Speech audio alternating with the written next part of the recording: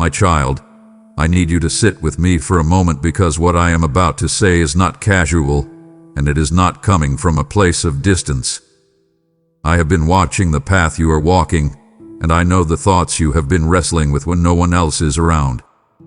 You may feel like everything is still under control, like nothing has gone too far, like you can manage the tension building in your heart. But I see where this direction leads if it continues unchecked, and I would rather risk your discomfort now than watch you suffer later. I am not stepping in because I am angry. I am stepping in because I am protective. There is a difference, and I need you to understand that clearly. When I speak firmly, it is not rejection. It is care that refuses to stay passive. You are too valuable to me for me to let you drift without interruption. There are moments in your life when you think you are simply making small adjustments, small compromises, small decisions that seem harmless on the surface. You tell yourself you deserve a little relief, a little distraction, a little space from the weight you have been carrying. I understand that exhaustion. I understand how tired you have been of holding everything together. But what feels small right now is quietly shaping something much bigger. I see how your heart has been slowly leaning toward things that numb rather than heal. I see how you justify it because you are worn down. And I do not condemn you for being tired. I am not surprised by your struggle. What concerns me is not your weakness. It is the direction your weakness is pulling you. That is why I am speaking. If I remain silent, you would think I approve of the drift. I do not approve of what will hurt you. I love you too deeply to pretend that this path is safe when I know where it ends. You might feel exposed hearing this.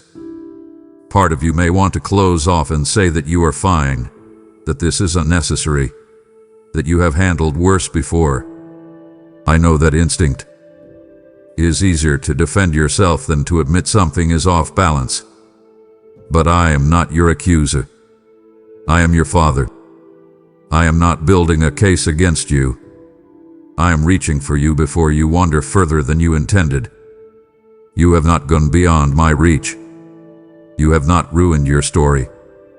You are standing at a moment that still holds choice, and that is why this conversation matters so much. I am risking your misunderstanding because your future matters more to me than your temporary comfort. If you are honest with yourself, you can already sense that something inside you has been unsettled. There has been a quiet tension you try to ignore. You distract yourself. You stay busy. You stroll, you work, you talk, you move. But when the room gets quiet, you feel it. That gentle unrest is not there to shame you. It is there to alert you. It is my spirit nudging you, not to frighten you, but to wake you gently before things grow harder. I would rather have this conversation now, when turning is still simple, than later, when consequences become heavier. I am not trying to control your life. I am trying to guard it. And I need you to know that even in this firm tone, my heart toward you is steady, warm, and deeply committed. My child, let me continue gently, because what I am about to unfold is not meant to frighten you but to steady you. You have convinced yourself that you are managing everything.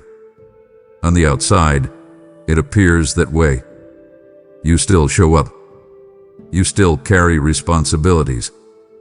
You still answer messages, meet expectations, and maintain the image that things are fine.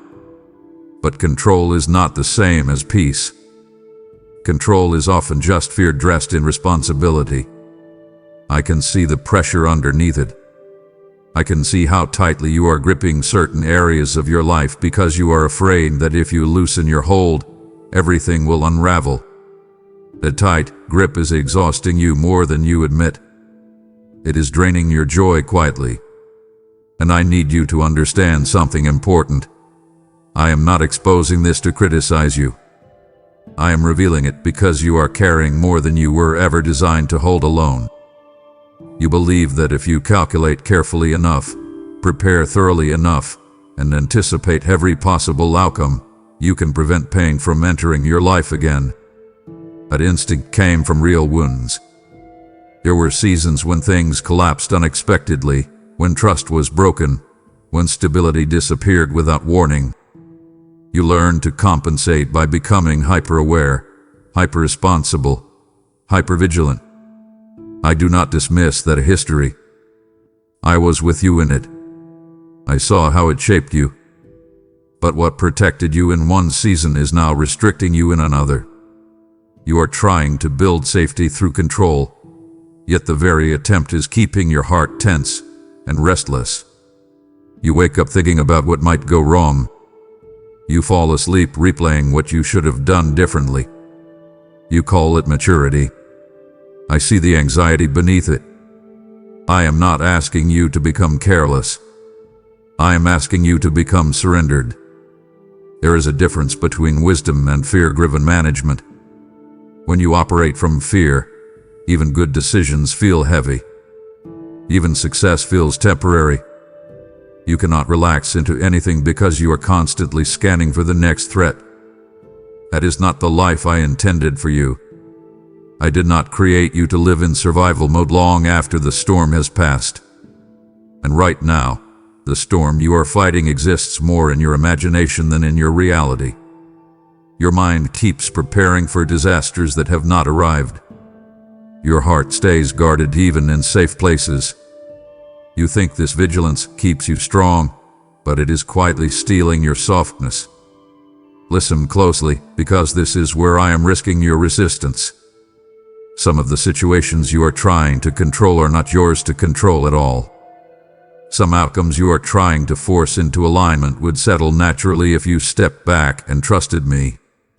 You are exhausting yourself trying to secure what I already promised to handle. And when I do not move according to your timeline, you tighten your grip even more. The tightening is what I'm aggressing. I would rather you feel the discomfort of releasing control now than feel the collapse that comes from holding too tightly for too long. You have asked me for peace, yet you have not allowed yourself to rest. You pray for guidance, but you continue strategizing as if the entire burden rests on your shoulders. I am not offended by your effort. I am concerned by your isolation. You have subtly removed me from the center of decisions because trusting feels risky. You have been hurt before.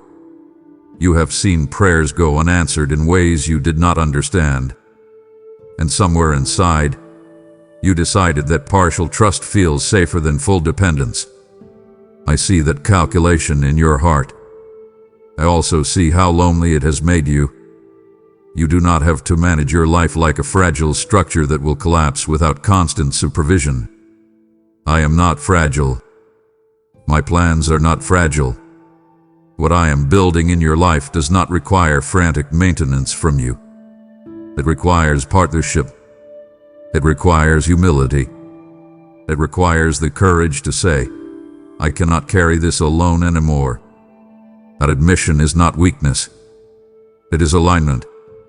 The moment you loosen your grip, you will feel how much tension you have been living with. There will be a strange mixture of relief and fear. Relief because you are no longer bracing for impact. Fear because you are stepping into trust again. And I understand why trust feels dangerous to you. Trust requires vulnerability. It requires believing that I am good even when outcomes are unclear. It requires accepting that I see further than you do. I am not asking you to shut down your mind or ignore responsibility. I am asking you to release the illusion that you are the ultimate safeguard of your destiny. You are not. And that is not a criticism. It is protection. If everything depended on you, you would break under the weight. It depends on me more than you realize. I am not removing your ability to choose. I am inviting you into a deeper dependence that will calm the noise in your head. When you let me carry what belongs to me, your decisions will feel lighter. Your breathing will slow. Your relationships will soften. You will begin to respond rather than react. That shift will not happen overnight, but it begins with honesty. Admit to me that you are tired of managing everything. Admit that control has not given you the peace you hoped for. When you do, I will meet you there without judgment. I am not trying to strip you of strength. I am trying to redefine it. Strength is not constant tension. Strength is steady trust. And I am here, not to take over your life in a way that erases you, but to walk with you in a way that steadies you. Let that settle into your heart before we move further. My child, now that we have spoken about control, I need to address something deeper. The quiet direction your heart has been leaning. It is subtle. It is not dramatic. If someone looked at your life from the outside, they might not notice it at all. But I notice it, because I see beyond actions into motivations. Over time, small shifts in what you prioritize, what you entertain, and what you tolerate begin to reshape the atmosphere of your spirit. You do not wake up one morning far from who you were meant to be. You drift there gradually. That gradual drift is what I am speaking into. You have allowed certain influences to become normal that once unsettled you. Conversations that once would have bothered your conscience now pass without resistance. Habits that once felt misaligned now feel routine. You tell yourself you are simply adapting, simply evolving, simply becoming more realistic. But beneath that explanation is something else. You are lowering your spiritual sensitivity because it feels easier than resisting. And I understand why resistance feels tiring. Standing firm in a culture that constantly pulls in the opposite direction requires energy. It requires clarity. It requires conviction. When you are already exhausted in other areas of your life, compromise can feel like relief. What you may not see is how compromise reshapes your internal compass. Every time you ignore that quiet nudge inside, the nudge grows softer the next time. Not because I stop speaking, but because your heart grows accustomed to tuning me out. I am not accusing you. I am describing what is happening so you can see it clearly. Your conscience is a gift. It is not there to burden you. It is there to guard you. When you repeatedly step around it, the guard grows weaker. The drift becomes smoother. And eventually, what once felt unthinkable becomes familiar. There is also something else at play here. You have been craving belonging. You want connection that feels easy. You want approval that feels affirming. And sometimes aligning with what is popular or convenient feels like the quickest way to avoid rejection. I see that longing in you. You were created for relationship. You were created for community. But when belonging becomes more important than alignment with truth, you slowly adjust yourself to fit environments that are not nourishing your soul. At first it feels harmless. You tell yourself you are strong enough to stay grounded.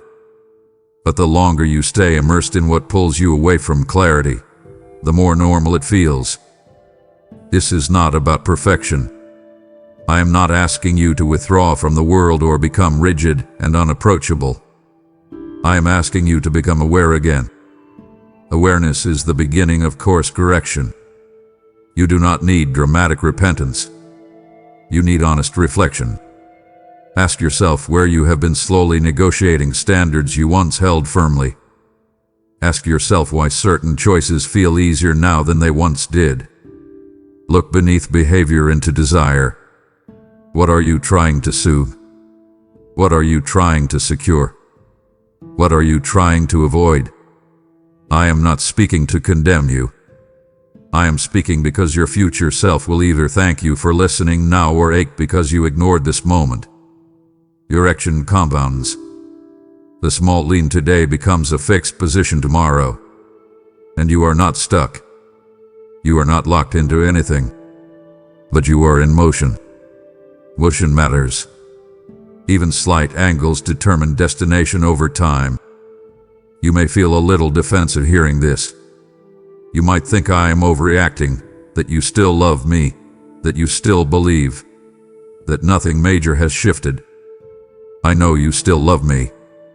That is not in question. What I am addressing is the quiet erosion that happens when love is not nurtured intentionally. Relationships drift when attention fades. The same is true here. I do not want a distant connection with you. I do not want to be an occasional voice in your life. I want to be central, steady, woven into your decisions. You have not crossed a line that cannot be uncrossed. You have not become someone unrecognizable. You are still my child. But you are at a point where awareness can prevent regret. That is why I am speaking with this level of honesty. I would rather risk you feeling confronted than allow you to slowly lose clarity. There is still softness in your heart. There is still hunger for what is real and lasting. That hunger is evidence that you are not numb. You may have dulled certain sensitivities, but you have not extinguished your desire for depth. Let that desire lead you back to alignment. Let it guide your choices again. I am not far. I am not waiting with crossed arms. I am present, ready to recalibrate your direction the moment you ask. My child, stay with me here, because what I am about to say may feel uncomfortably close to home. There are voices shaping you right now, and not all of them are gentle. Some are subtle. Some are smooth. Some sound reasonable, logical, even protective. But they are not all mine. And the more attention you give them, the stronger they become. Influence works quietly at first. It does not announce itself with alarm bells. It whispers. It nudges. It repeats itself until repetition becomes belief. And belief becomes identity. I am not speaking about dramatic rebellion. I am speaking about daily intake. The thoughts you rehearse.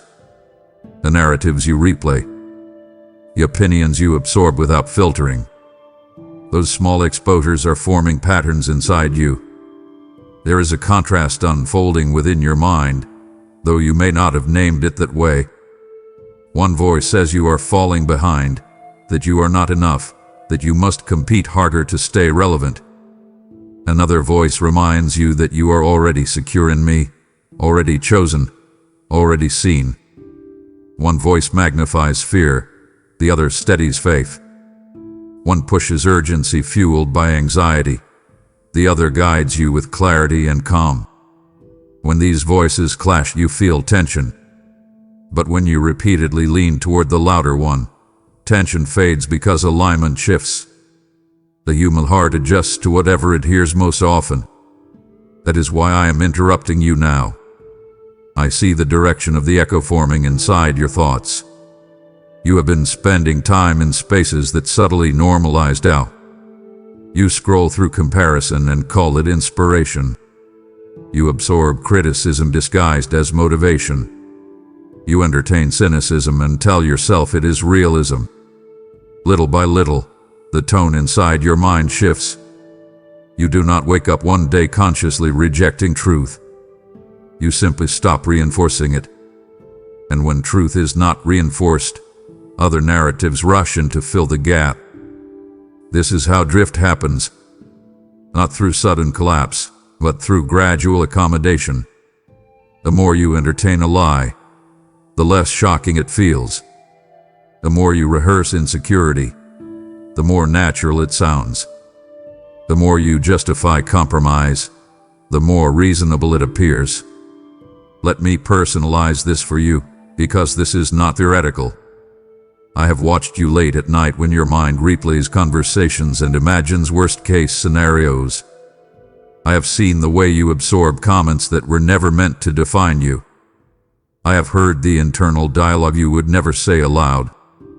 When you think, maybe I am not capable, that thought does not come from me. When you assume rejection before giving someone the chance to respond, that assumption does not originate in my heart for you. When you label yourself by past mistakes, you are echoing something I never spoke over you. And yet you have allowed those statements to take root. Repetition builds reality. Not because repetition makes something true, but because it makes something familiar. And familiarity often feels like truth. This is why I must risk sounding direct. You are feeding the wrong voice, and it is growing confident inside you. The more space you give it, the more it demands. It tells you to protect yourself by withdrawing. It tells you to secure yourself by overworking. It tells you to numb yourself when pressure rises. It sounds practical. It feels immediate. But it leads you further from the peace you claim to want. You were not designed to live under constant internal criticism. You were not created to function under a cloud of comparison. I have spoken identity over you that is steady, grounded, secure. But identity must be nurtured intentionally. When you stop speaking truth over yourself, insecurity fills the silence. When you stop reminding yourself who you are, the world gladly assigns you labels. And those labels stick if you rehearse them long enough. I need you to recognize the pattern forming. It is not too late to correct it, but awareness is urgent. Consider this carefully. Whatever you consistently consume will eventually shape your convictions. If you consume fear-based narratives, your outlook becomes anxious. If you consume material that trivializes integrity, your standards loosen. If you surround yourself with voices that mock faithfulness, faithfulness begins to feel outdated. This is not dramatic. It is human psychology. Influence is quiet but powerful. It does not demand immediate surrender. It asks for repeated exposure. And repeated exposure creates normalization. I am not telling you to isolate yourself. I am asking you to evaluate what is disciplining your mind. Who is shaping your thinking? What patterns are you reinforcing? What tone fills your head when you wake up? What narrative plays when you fall asleep? If the dominant voice is harsh, condemning, restless, that is not my spirit guiding you. My guidance brings conviction without crushing. It corrects without humiliating. It steadies without suffocating. Right now, you are at a point where the volume inside you is adjustable. You can choose what grows stronger. You can choose what you rehearse. You can choose what you let settle into your identity. A choice may seem small, but it compounds. A single adjustment repeated daily reshapes the landscape of your thoughts. I am inviting you to tune your heart deliberately. Replace the narrative that says you are behind with the truth that your timing is held in my hands. Replace the assumption that you are alone with the reminder that I am near. Replace the lie that you are defined by failure with the reality that I define you by redemption. This is not about pretending negativity does not exist. It is about refusing to enthrone it. When you feed fear, it grows teeth. When you feed faith, it grows roots. Roots hold you steady when storms come. Teeth tear at your peace even when skies are clear. I want you rooted, not restless. And that begins with what you allow to echo in your spirit. Buzz here. Think about the voice you have been feeding. Be honest. I am not accusing you. I am guiding you. And I will stay with you as you retune your heart. My child, I need to speak plainly again, not to frighten you, but to awaken you gently before regret becomes your teacher. Every direction carries a destination. Every habit carries a harvest. Every pattern, repeated long enough, becomes a pathway. You may believe that you can sustain your current rhythm without consequence. After all, nothing catastrophic has happened yet. You are still functioning. You are still respected. You are still holding your world together. But absence of immediate consequence is not proof of safety. It is often the calm before accumulation shows its weight. There is a contrast between short-term comfort and long-term stability. What soothes you today may strain you tomorrow. What feels manageable now may compound into something heavy later. You have been telling yourself that certain choices are temporary, that you can step away whenever you decide to. But patterns harden quietly. The more often you choose a path, the easier it becomes to walk it again. Familiarity creates grooves. Grooves become defaults. And defaults shape destiny. Let me use exaggeration carefully, not to dramatize, but to illuminate. If you continue feeding distraction instead of depth, you will wake up one day wondering where your sense of meaning went. If you continue prioritizing approval over alignment, you will feel successful but hollow. If you continue postponing difficult conversations, small tensions will grow into silent distances. I am not predicting disaster. I am revealing trajectory. And trajectory matters more than isolated moments. There is also something internal happening that you may not yet fully recognize. Every time you override your conscience, a small layer of resistance forms. At first it feels insignificant, but layer upon layer, it builds. The heart that once responded quickly to conviction begins to hesitate. The clarity that once guided you becomes blurred. This is not because I withdraw. It is because you acclimate. Acclimation is subtle. You adjust to environments that once unsettled you. You become comfortable with what once stirred discomfort. Over time, discomfort disappears, not because alignment improved, but because sensitivity decreased. I want to personalize this again, because you are not an abstract case. You are my child. I see your future potential with vivid clarity. I see the influence you could carry with integrity. I see the stability you could embody for others. I see the quiet authority that comes from a life aligned deeply with truth. That future is not guaranteed by default. It is cultivated through daily direction. And right now, you are at a crossroads where subtle shifts will either reinforce that calling or erode it. Imagine standing at two paths. One feels easier because it requires less resistance. The other feels narrower because it asks for discipline and honesty. The easy path promises immediate relief. The narrow path promises lasting strength. The easy path offers applause. The narrow path offers peace. The easy path accommodates compromise. The narrow path protects character. I am not forcing you toward one. I am clarifying the outcomes. There is a repetition in life that you cannot escape. What you sow, you eventually see. It may not appear immediately. It may not appear grammatically. But seeds do not vanish. They grow. If you plant seeds of neglect in your spiritual life, dryness grows. If you plant seeds of resentment in relationships, distance grows. If you plant seeds of self-centeredness, isolation grows. Growth is patient. It does not rush. That is why you can ignore it for a while. But patience does not mean absence. It means accumulation. You might think I'm overstating this. You might feel defensive, wanting to insist that you can handle it. I know your strength. I know your resilience. I also know your limitations. And I would rather you feel the weight of caution now than the weight of regret later. Regret is heavier than correction. Regret carries the ache of hindsight. Correction carries the relief of prevention.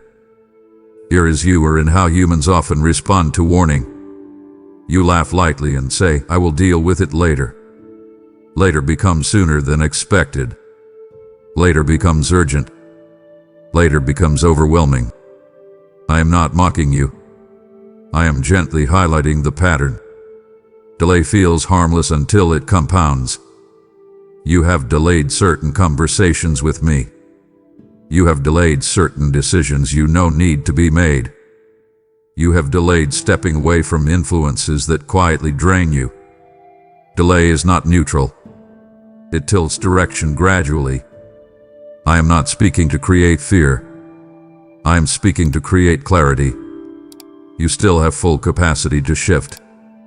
Nothing irreversible has occurred. You are not trapped. You are not doomed. But you are in motion. And motion requires awareness. If you continue as you are, the cost will show up slowly in places you value most. Your peace, your intimacy with me, your relationships, your sense of identity. I love you too much to let you drift into that without interruption. That is why I am risking this directness. I am not content with partial alignment for you. I am not satisfied with a life that merely functions. I desire fullness for you. And fullness requires intentional course correction when drift begins. Sit with this. Do not rush past it. Ask yourself honestly what direction you have been reinforcing. You are not being condemned. You are being invited into wisdom. And wisdom, though sometimes uncomfortable, always protects what it touches. My child, let me lean closer into something you rarely admit out loud. You are tired in a way that sleep does not fix. This is not physical exhaustion alone. This is soul-deep strain. You have been functioning on fumes and calling it resilience. You wake up, you push through, you perform, you produce. From the outside, you look steady. Inside, there is wear and tear that you keep postponing. You tell yourself that once this season passes, once this pressure eases, once this responsibility settles, then you will rest.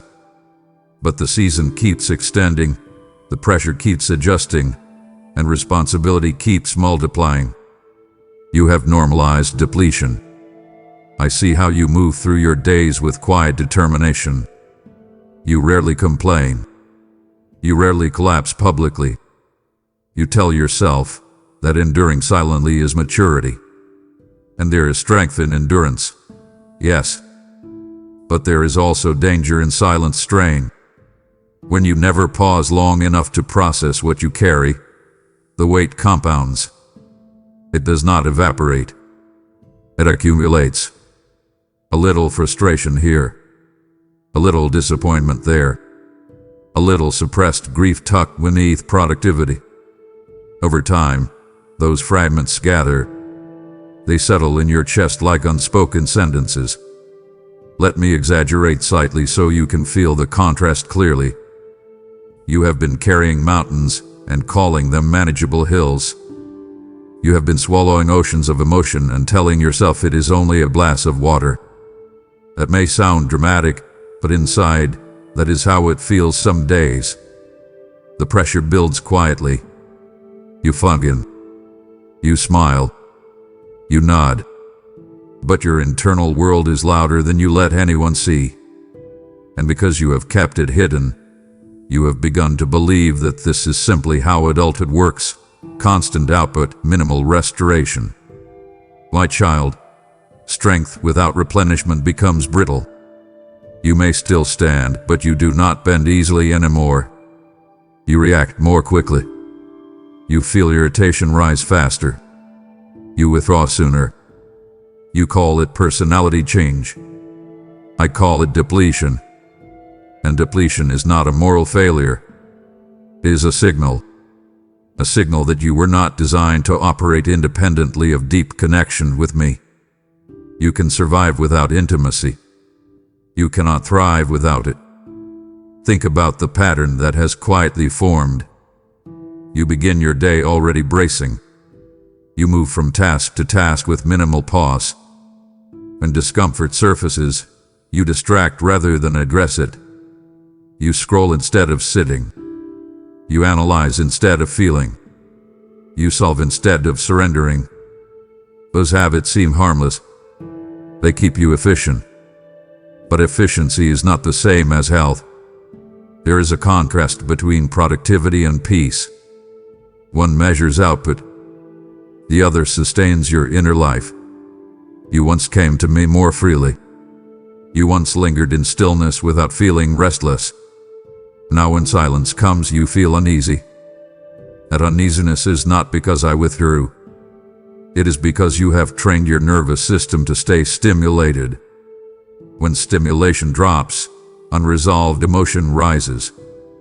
And rather than sit with it, you reach for noise again. This is not judgment.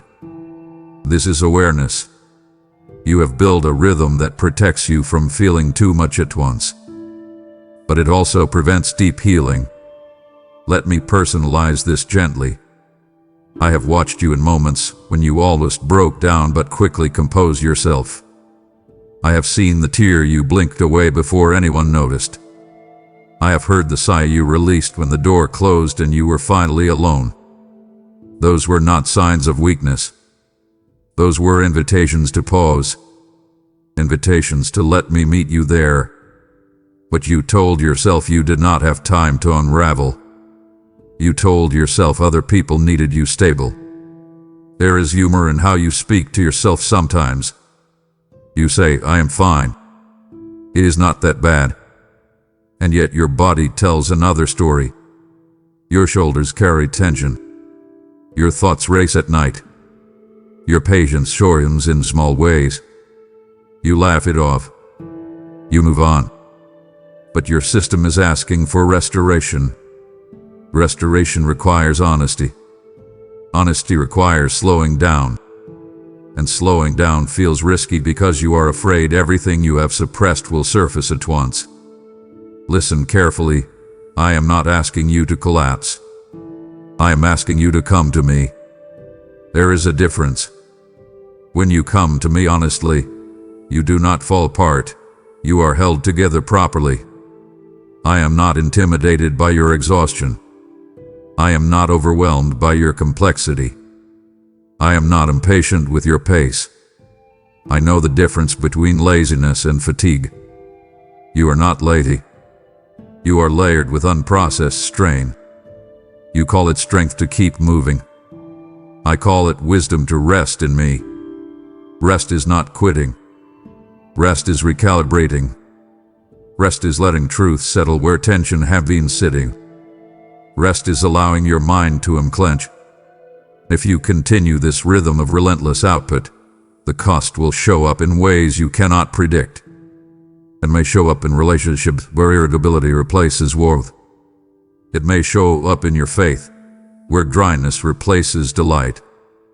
It may show up in your body, where stress manifests physically. I do not want you brittle. I want you rooted. Roots require nourishment. Nourishment requires intentional stillness. You cannot pour endlessly without being refilled. That is not weakness. That is design. And I am inviting you into a slower, steadier strength, not frantic force, but grounded grace. Let that invitation settle in you before we go further. My child, there is something deeper beneath your exhaustion, and it touches identity. Over time, you have absorbed subtle messages about who you are supposed to be. Not overt commands, but quiet comparisons. You scroll and see curated lives. You listen and hear success stories told without context. You measure yourself against images that are polished but incomplete. Little by little, your internal dialogue shifts. You begin to evaluate yourself through external lenses. You tell yourself you are behind. You tell yourself you should be further along. You tell yourself you missed something others understood earlier. This is where contrast becomes crucial. The world defines you by performance. I define you by belonging. The world measures you by milestones. I measure you by faithfulness. The world applauds visibility. I value integrity. When you live primarily under the world's scoreboard, you will always feel slightly inadequate because the metrics keep moving. There is always another level, another benchmark, another comparison. You chase relevance. You chase recognition. You chase validation. And each chase promises satisfaction but delivers temporary relief at best. Let me exaggerate gently so you can feel the distortion clearly. If you believe the world entirely, you are either a masterpiece or a mess, a winner or a failure, ahead or hopelessly behind. There is rarely nuance. There is rarely grace. But you are not a headline. You are not a statistic. You are not an algorithm. You are my child. That identity is not fragile. It does not fluctuate with trends. It does not rise and fall with approval ratings. You are me for a moment. Think about how quickly public opinion changes. Today someone is celebrated, tomorrow they are criticized. Today something is popular, tomorrow it is outdated. If you anchor your worth in shifting standards, your sense of self will feel unstable. You will constantly adjust to fit expectations. That adjustment may earn temporary acceptance, but it will cost internal clarity. And clarity is priceless. You have begun to internalize narratives that were never meant to define you. When someone dismissed your effort, you translated it into inadequacy. When a relationship ended, you interpreted it as unworthiness. When a plan failed, you labeled yourself incapable. These translations are not truth. They are interpretations shaped by pain. Pain can distort perspective. If repeated often enough, distortion feels normal. Repetition builds identity quietly. If you repeat, "I am not enough," long enough, it settles into belief. If you rehearse, "I always mess things up," it begins to shape your confidence. If you assume, "Everyone else has it figured out," you start to shrink your own potential.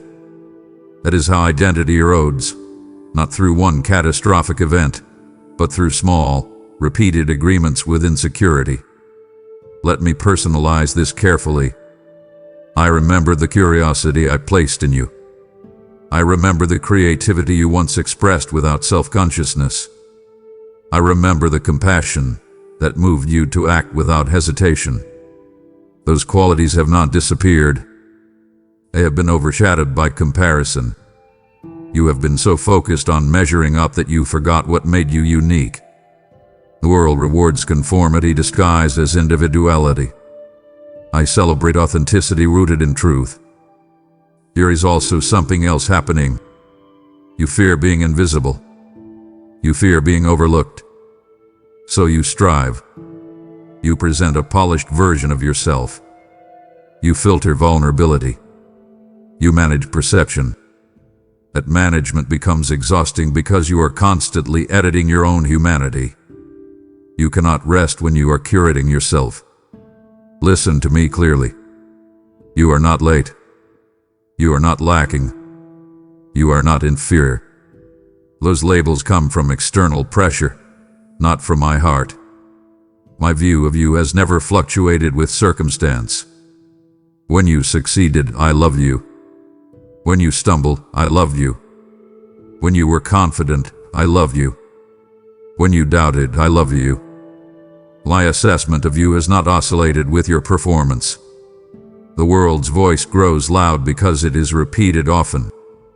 That is why you must deliberately reinforce my truth. Not through empty slogans, but through steady remembrance. You belong to me. You are formed with intention. You carry gifts that may not look like someone else's gifts, but they are necessary in the places I am leading you. When you stop competing and start aligning, peace replaces pressure. You do not have to prove yourself into worthiness. You already possess it because you are mine. If you continue believing distorted narratives, you will keep striving for validation that never satisfies. If you anchor yourself in my definition, you will move from security instead of scarcity. Buzzier, let go of one label you have been carrying that does not come from me. Replace it with something true. I am not finished shaping you, and I refuse to let the world define what I created with care. My child, I need to sit with you in a place you avoid. It is the place of delay. You have told yourself that you will deal with certain things later. Later you will forgive. Later you will pray more consistently. Later you will have that hard conversation. Later you will step away from the habit that keeps pulling at you. Later you will rest. Later you will realign. That word has become your quiet shelter. It sounds harmless. It sounds responsible. It sounds patient. But it has also become your hiding place. Let me create a contrast for you so you can see this clearly. There is a difference between patience and postponement. Patience waits with intention. Postponement waits with avoidance. Patience prepares. Postponement distracts. Patience trusts timing.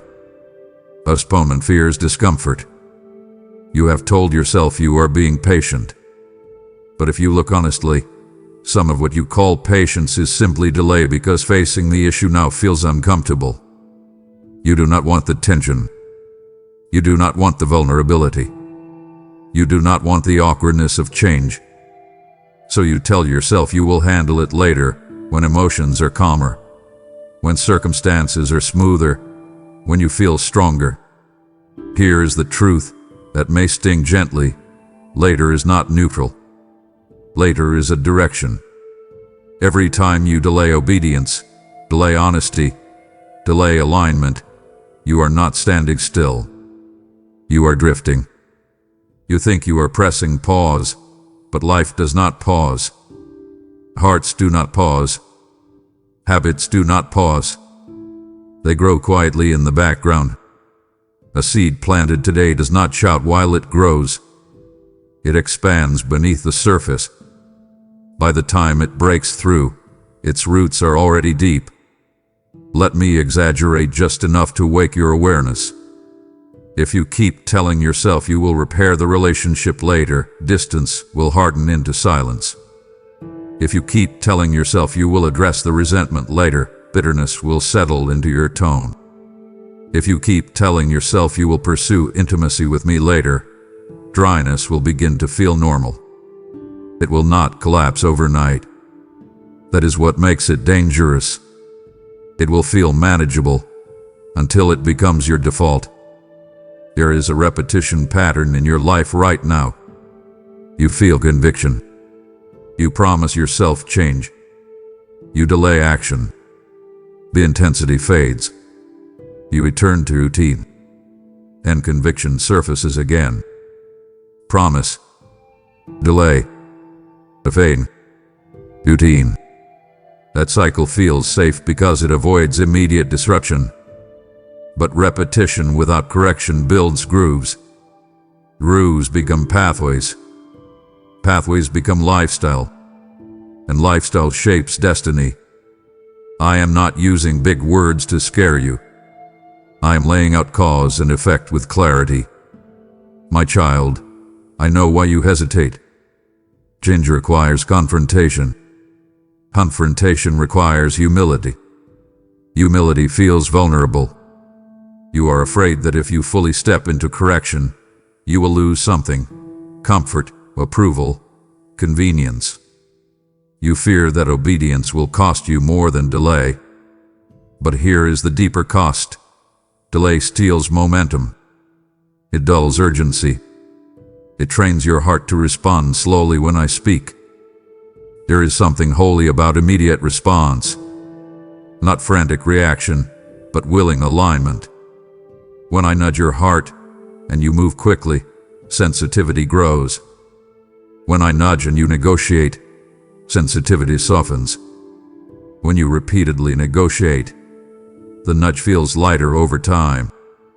Not because I speak less, but because your reflex becomes slower. Let me personalize this gently. I have whispered to you about certain habits you know are not healthy. You acknowledged it. You felt the check in your spirit. You even said quietly, I need to deal with this. And then life got busy. You postponed the decision. You told yourself you would revisit it when you had more emotional space. But emotional space rarely appears on its own. It is created by intentional action. There is humor in how humans treat time. You assume there will always be another chance, another window, another moment. And often there is. I am merciful, but windows narrow when ignored repeatedly. Opportunity does not vanish instantly. It fades gradually, and you rarely notice fading until clarity feels distant. I am not saying you are out of time. I am saying this moment is significant. The choice you make now matters more than you think. Immediate alignment builds momentum. Delay builds resistance, and resistance is heavier to overcome later. I want you free, not functioning.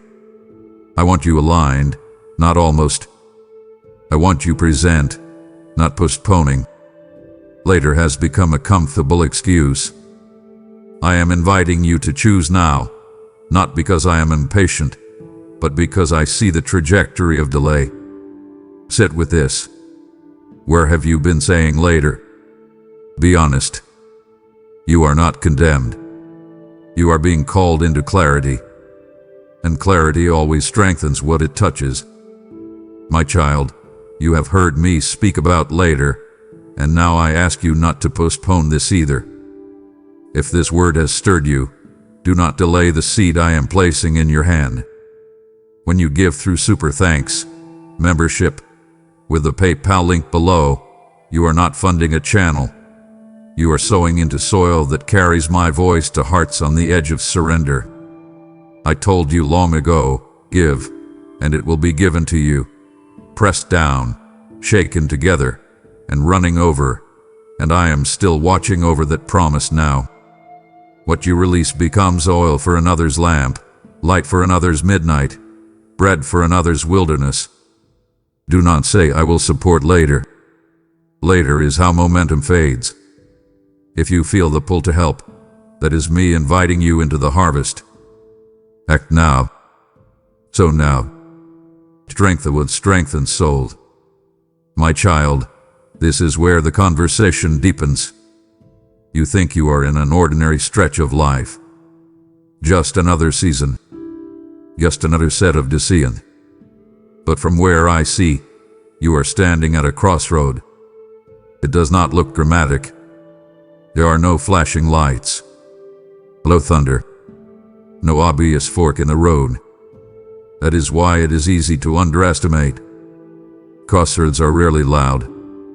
They are often disguised as routine choices. Let me paint the contrast clearly so you can feel it. One direction continues your current pattern.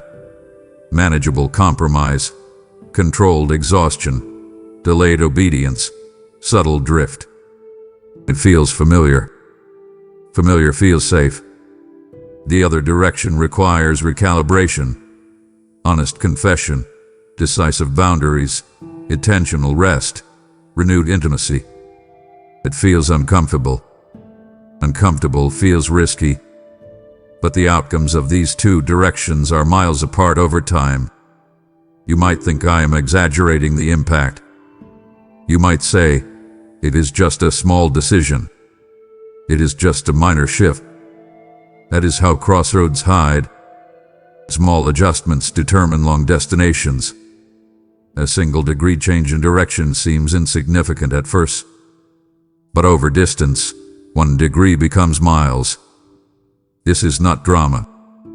This is trajectory. I see who you could become if you lean into alignment now. I see steadiness forming in you. I see clarity sharpening. I see influence expanding quietly but powerfully. I see relationships deepening because you are emotionally present rather than internally divided. I see peace settling into your mornings. I see joy returning in subtle but steady ways. That future is not fantasy. It is possible, but it is not automatic. I also see the alternative if you continue drifting. I see you becoming functional but disconnected. I see you succeeding externally while feeling empty internally. I see you numbing more frequently to manage pressure. I see conversations growing shallow because vulnerability feels too exposed. I see your faith becoming habitual rather than alive. Not catastrophic, not scandalous, just solely diminished. This is not threat. It is transparency. I am showing you the contrast so you can choose with awareness. There is an acronym that could help you remember this moment. PATH. Pause. Assess. Yearn.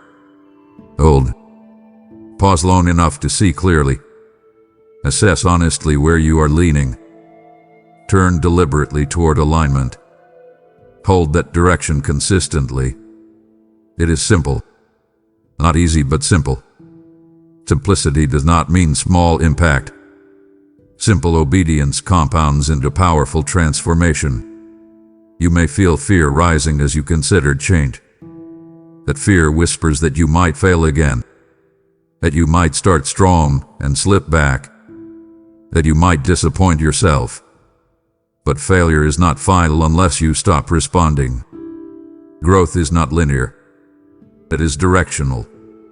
If your direction is toward me, even stumbles strengthen you. Let me personalize this deeply. I have invested too much in you to watch you settle for mediocrity. I have shaped your heart with care. I have walked with you through valleys that refined you. I have guarded you from paths that would have crushed you. You are not random. You are not accidental. And this crossroad is not coincidence. It is an invitation. There is a quiet urgency in this moment, not panic, but significance. Heaven notices crossroads. Angels observe alignment. Your choices echo further than you see. That may sound grand, but it is simply reality. Your obedience strengthens not only you but those connected to you. Your drift affects more than just your private life. I am not pressuring you with fear. I am awakening you with perspective. This is not about earning my love. That is secure. This is about stepping fully into the life that love intends for you. You are not trapped. You are not powerless. You are not too far gone. You are at a crossroad. And crossroads are sacred because they reveal agency. You can choose clarity. You can choose courage. You can choose alignment. Take a breath.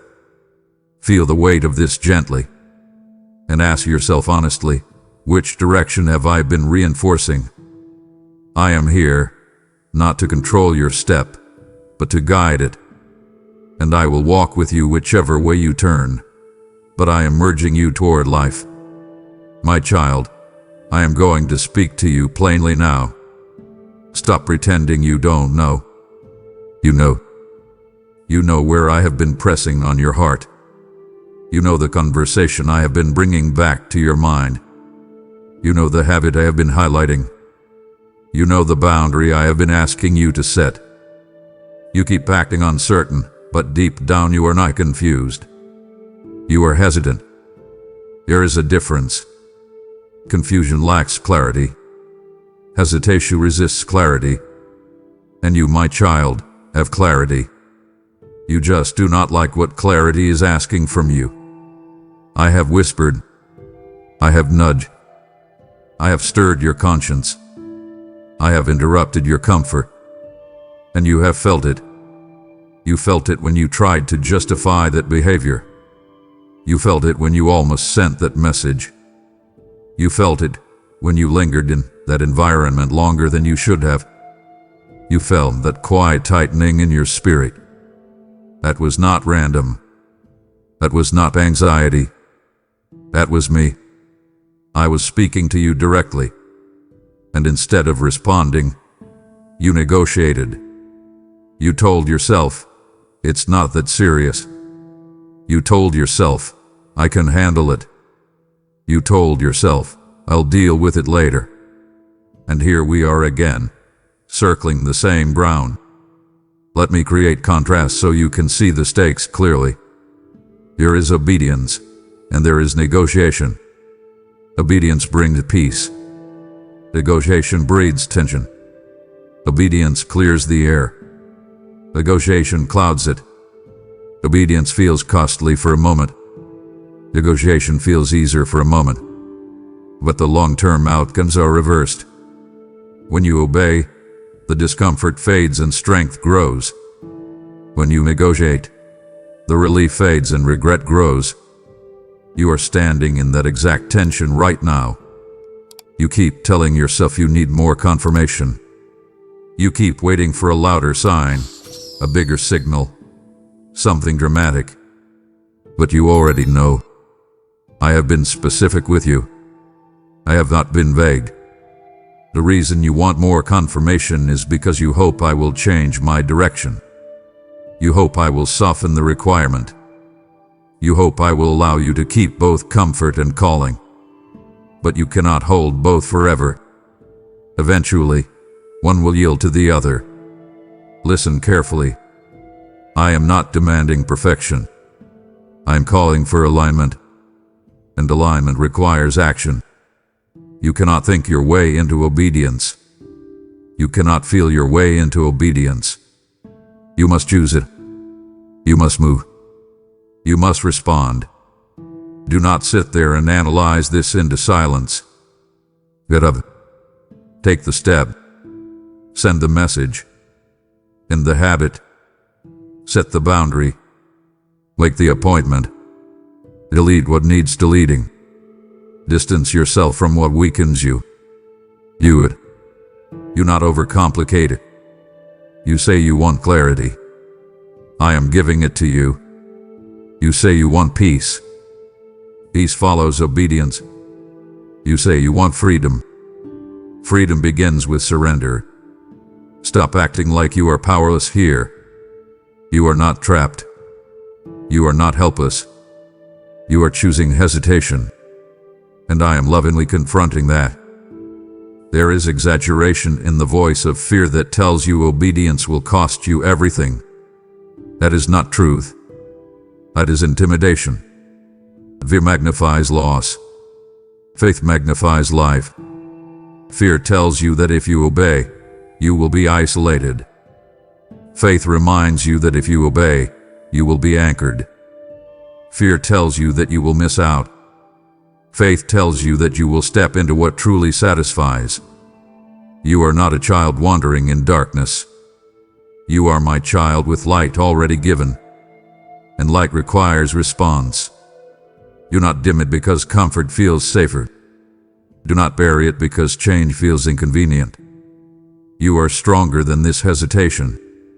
I have strengthened you for this moment. You have survived storms heavier than this decision. Why are you shrinking now? I am not angry with you. I am urgent for you. There is a difference. I am not pushing you away. I am pulling you forward. But I will not drag you. I will not override your will.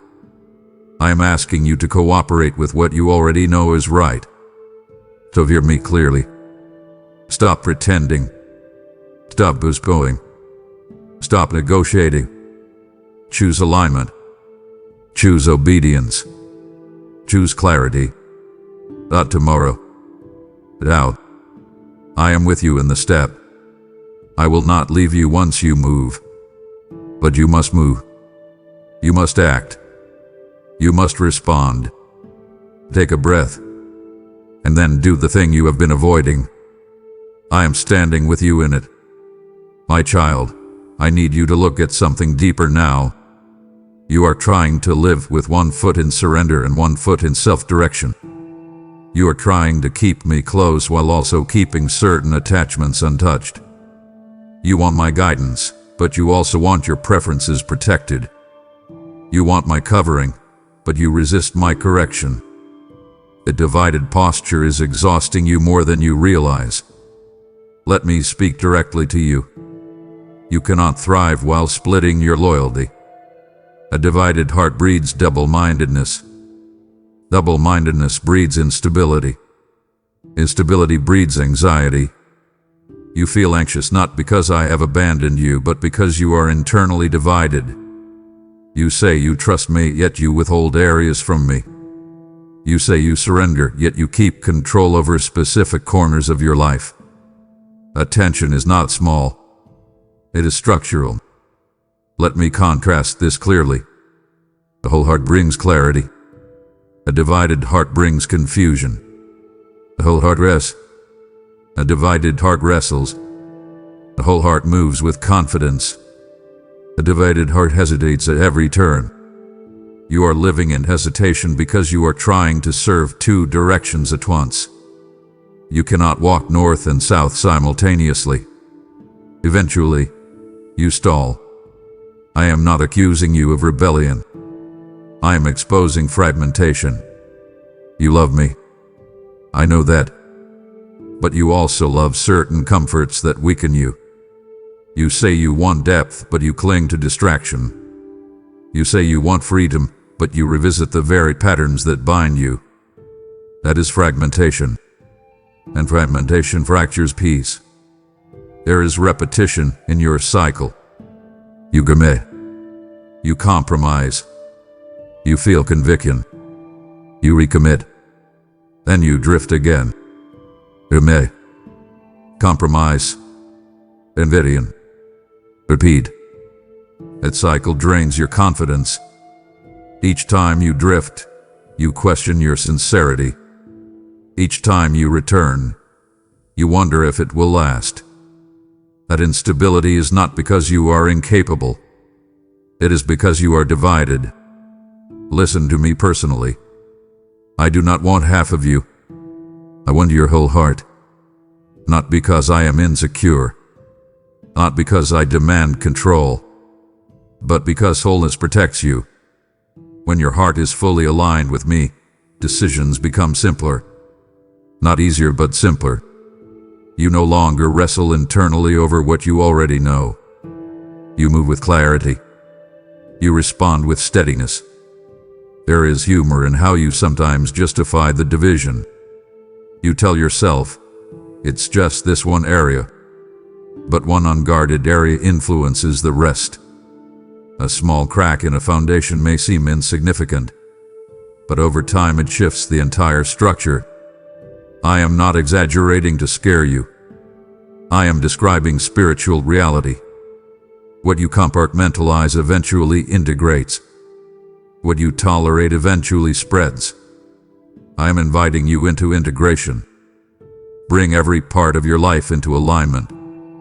Do not hide sections from me. Do not label certain habits as untouchable. Do not carve out private corners where my voice is unwelcome. Invite me into all of it.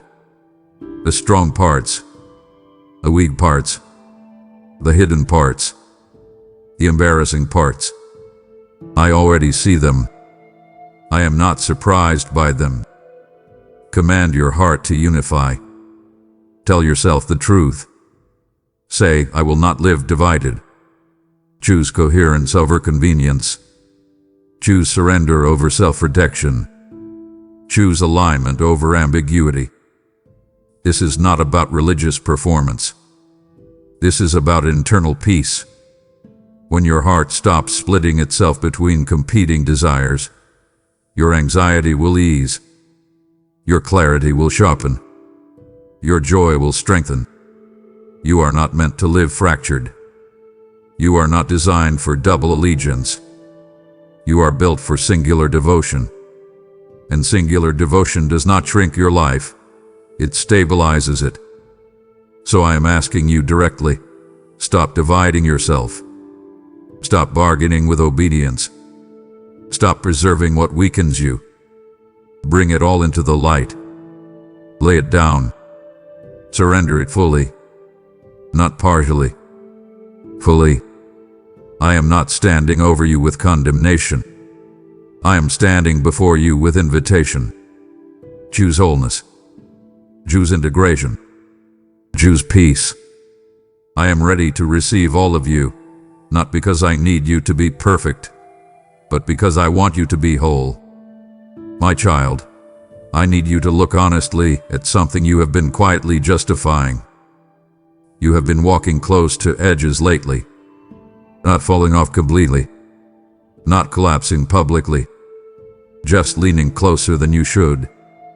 You tell yourself you are strong enough to stand there without slipping. You tell yourself that being near the boundary proves maturity. You tell yourself that because you have not fallen yet, you are safe. But you are not strengthening yourself at the edge. You are exhausting yourself trying not to fall. Let me bring contrast into focus for you. There is freedom, and there is flirtation with danger. Freedom carries peace. Flirtation carries tension. Freedom feels spacious. Flirtation feels charry. When you stand near what weakens you, you are not practicing liberty. You are rehearsing risk. You may not notice it immediately, but your spirit feels it. That subtle unease, that flicker of internal conflict, that quiet calculation you run in your mind, those are signs. I am speaking to you through that discomfort. I am not trying to restrict your life. I am trying to preserve your clarity. You have convinced yourself that you can handle proximity. You think you can sample temptation without absorbing it. You believe you can engage unhealthy patterns in moderation. That is how the mind protects attachment. It minimizes danger through rational language. It says, I am not doing anything extreme. It says, other people are worse. He says, I deserve this small indulgence. But comparison does not make compromise harmless. You are not measured against others. You are measured against alignment with what keeps your heart strong. Listen carefully. When you repeatedly test boundaries, your reflex is dull. What once felt bold begins to feel normal. What once stirred conviction becomes background noise. You do not wake up intending to drift. You simply acclimate. And acclimation happens slowly.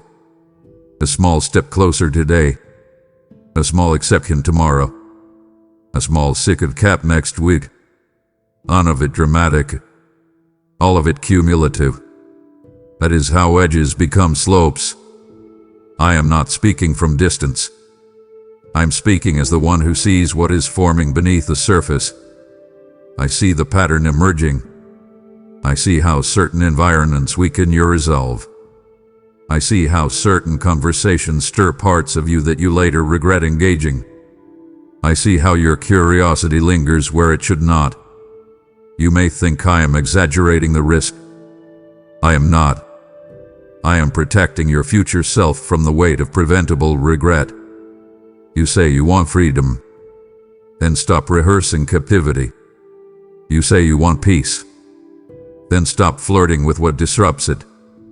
Step back from the edge. You not test how close you can get to failure without falling. That is not strength. Strength is wisdom. Wisdom builds distance from what destabilizes you. Here is an acronym I want you to remember here. SAFE. Step away from edges. It is simple. When you sense tension rising, step away. When you notice your mind rationalizing, step away. When you feel yourself leaning into old patterns, step away. Do not linger. Do not negotiate. Do not tell yourself you are immune. You are not fragile, but you are human. I am not angry that you are tempted. Temptation is not sin. I am concerned when you treat temptation like entertainment. You are not designed to live in constant internal resistance. When you keep yourself near what weakens you, your energy drains. You call it discipline, but it is depletion. You call it freedom, but it is friction. So hear me directly. Move back. Delete what needs deleting. Distance yourself from what unsettles your conscience. Redirect your attention when curiosity pulls you sideways. Do not wait for collapse to justify correction. Choose prevention over recovery. Prevention feels less dramatic, but it is far less painful. You do not lose anything by stepping back from the edge. You gain stability. You gain clarity.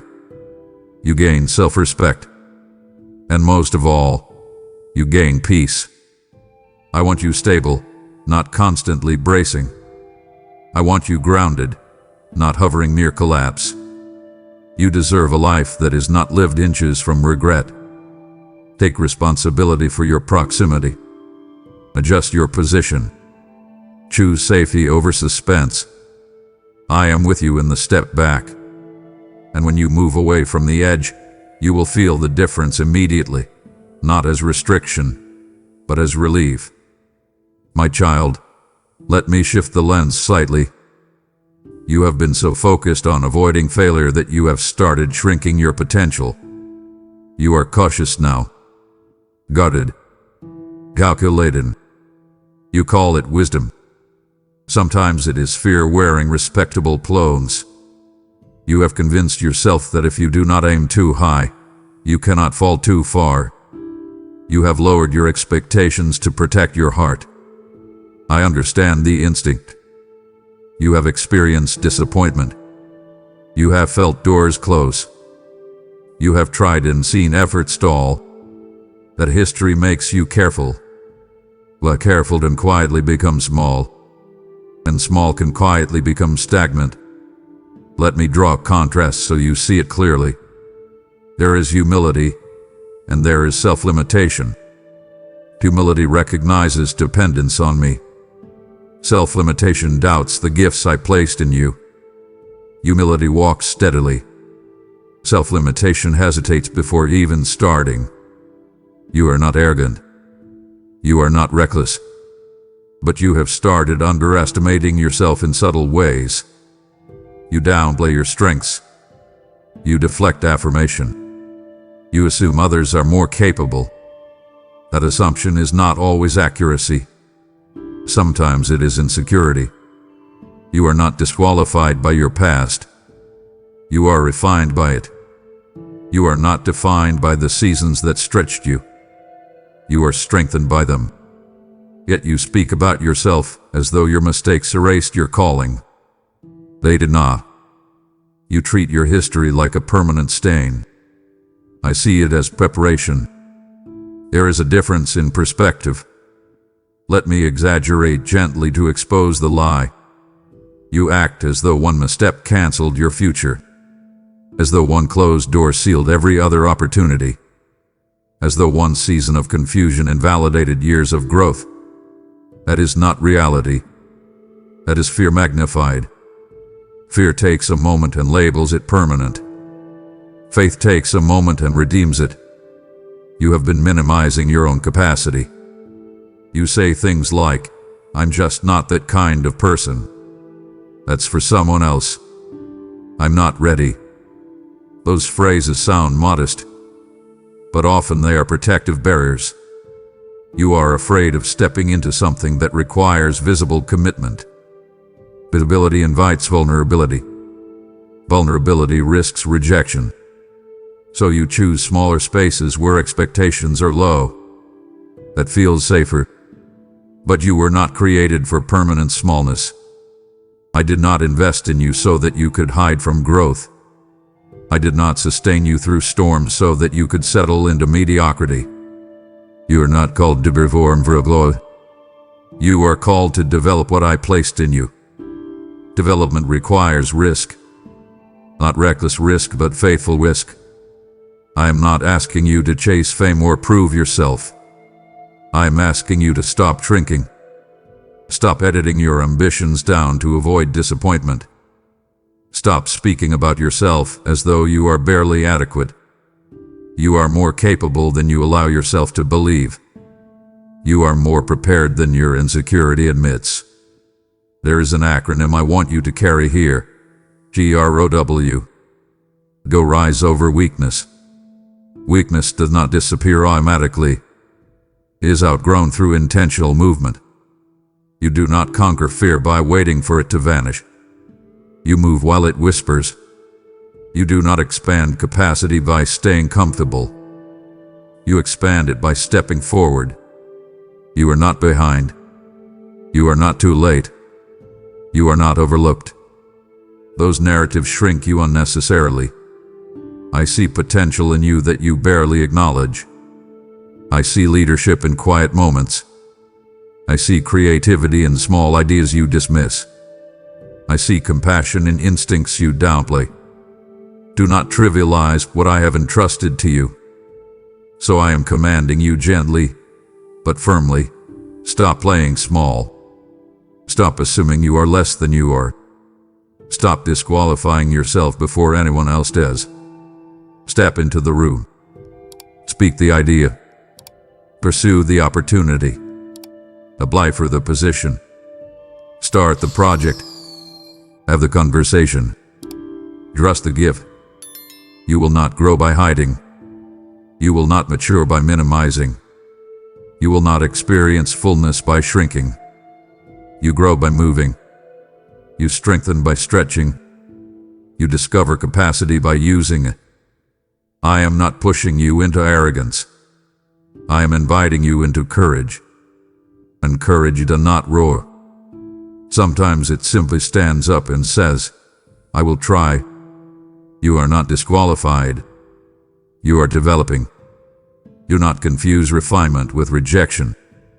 Lift your head. Straighten your posture. Believe that I did not waste the years shaping you. Step forward. I am already ahead of you in what you fear. My child, I need you to be honest with yourself right now. You have been asking me for clarity. You have whispered, show me what to do. You have said, give me a sign. You have asked me to make it obvious. And yet here you are, standing in a moment where you already sense the direction, and you are hesitating. You are waiting for lightning when I have already given you light. You are looking for thunder when I have already spoken in a steady voice. Let me draw this contrast so you can feel it. A dramatic sign feels undeniable. A quiet conviction feels negotiable. You prefer the undeniable because it removes responsibility. If I forced your path with something spectacular, you would not have to wrestle with choice. But I do not override your will to prove my power. I speak in ways that require trust. I guide in ways that require response. You keep saying you want certainty, but what you truly want is comfort without commitment. You already know the relationship that needs clarity. You already know the habit that needs correction. You already know the boundary that needs to be drawn. The unease you feel is not confusion. It is confirmation. You call it doubt because doubt feels less binding than obedience. But deep down, you recognize my fingerprint on this moment. The tension in your chest when you think about the decision. That is not random. That is my spirit prompting you. Stop waiting for more evidence. Stop asking for repeated confirmation. I am not withholding direction from you. You are resisting it. If I gave you 10 more signs, you would still circle the same fear. If I spelled it out in larger letters, you would still weigh the cost. The issue is not clarity. The issue is surrender. Let me exaggerate gently so you can see the pattern. You are acting as though I need to write your answer across the sky before you move. You are behaving as though obedience requires spectacle. But I have always valued responsiveness over drama. The still, steady guidance you feel is enough. It is reliable. It is consistent. It is rooted in what I have already taught you. I am speaking to you personally now. You have matured enough to recognize my voice without fireworks. You are not a child who needs constant proof. You are someone who has walked with me long enough to sense my direction internally. Trust that. Do not insult your own growth by pretending you cannot hear me. You can. You do. Here is what I want you to do. Pause. Sit quietly. Stop rehearsing arguments for delay. Ask yourself what you would do if fear were not in the equation. That answer is closer to obedience than you think. Then take the step. Do not wait for unanimous support. Do not wait for emotional certainty. Move with the light you have. You are not being abandoned into ambiguity. You are being invited into maturity. Maturity does not require constant reassurance. It responds to subtle leading. You have that leading right now. Do not silence it with overanalysis. I am not angry that you want reassurance. I understand your history. I know you have made decisions before that cost you. I know you fear missteps. But trust grows through action, not avoidance. The more you respond to my voice promptly, the clearer it becomes in future moments. Sensitivity strengthens through use. So stop asking for what I have already provided. Receive what is in front of you. Act on it. Trust it. I am not trying to confuse you. I am trying to guide you. And I am closer to you in this moment than you realize. Step forward. I will meet you in the movement. My child, this is where urgency deepens. You think you are keeping your options open. You believe that by not making a firm decision, you are maintaining flexibility. But indecision is not neutral. Indecision is a choice in disguise. When you refuse to choose alignment, you default to drift. When you postpone clarity, circumstances begin shaping your life without your intentional consent. There is a difference between thoughtful deliberation and passive delay. Thoughtful deliberation evaluates wisely. Passive delay avoids discomfort. You tell yourself you are still considering. But if you are honest, you have already considered this from every angle. You know what integrity requires. You know what wisdom suggests. You know what obedience looks like. What you are really doing is postponing the moment of commitment because commitment closes other doors. Here is the contrast you must see clearly. When you decide with intention, you step into direction. When you avoid deciding, you surrender direction.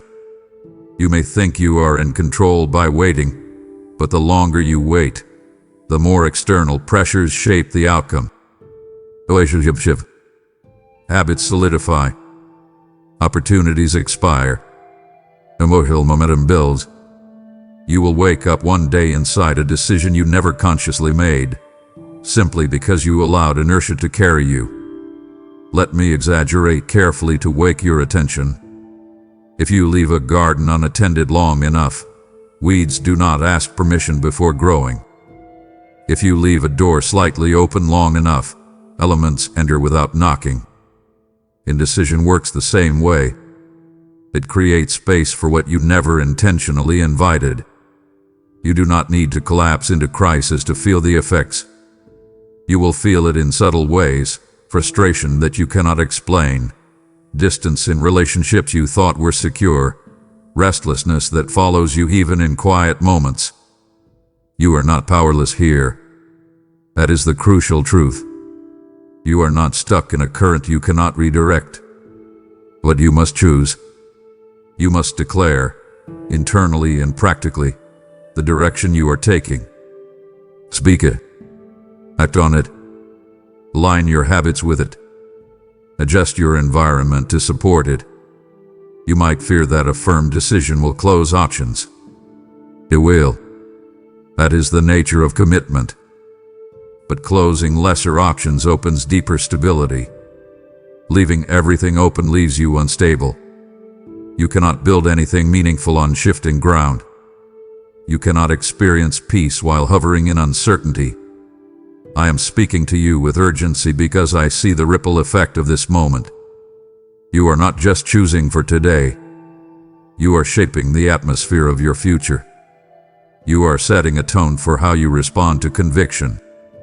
If you continue postponing, postponement becomes your pattern. If you step decisively now, decisiveness strengthens your character. Do not wait for pressure to force your hand. Choose before crisis compels you. Choose before regret instructs you. Choose before someone else's decision limits your own. Here is what I want you to do. Write down the decision you have been avoiding. Look at it plainly. Remove excuses. Remove emotional noise. Then ask yourself whether this aligns with the person you want to become. If it does not, adjust. If it does, commit. Do not hover. You are capable of decisive faith. You are capable of courageous clarity. You are not fragile. You are not incompetent. You are standing in a defining moment. I am not pushing you harshly. I am guiding you firmly. Make the decision. Anchor yourself in it. Act on it. I will not abandon you once you move. I will strengthen you in the follow-through. But you must initiate the step. You asked me to guide your life. Guidance requires response. This is your response moment. Do not let it drift past you. My child, come closer to this thought with me. You keep bracing for disaster when you are actually standing at the edge of growth. You keep preparing yourself emotionally for collapse when what is forming is expansion. I see what you cannot yet see clearly. I see the layers that have been building quietly in you. I see how your endurance has strengthened your discernment. I see how your disappointments have deepened your wisdom. And yet you stand here expecting something to fall apart. You are rehearsing failure in your mind while I am preparing increase in your life. You have become so accustomed to guarding against pain that you struggle to anticipate progress. When something begins to shift positively, you question it.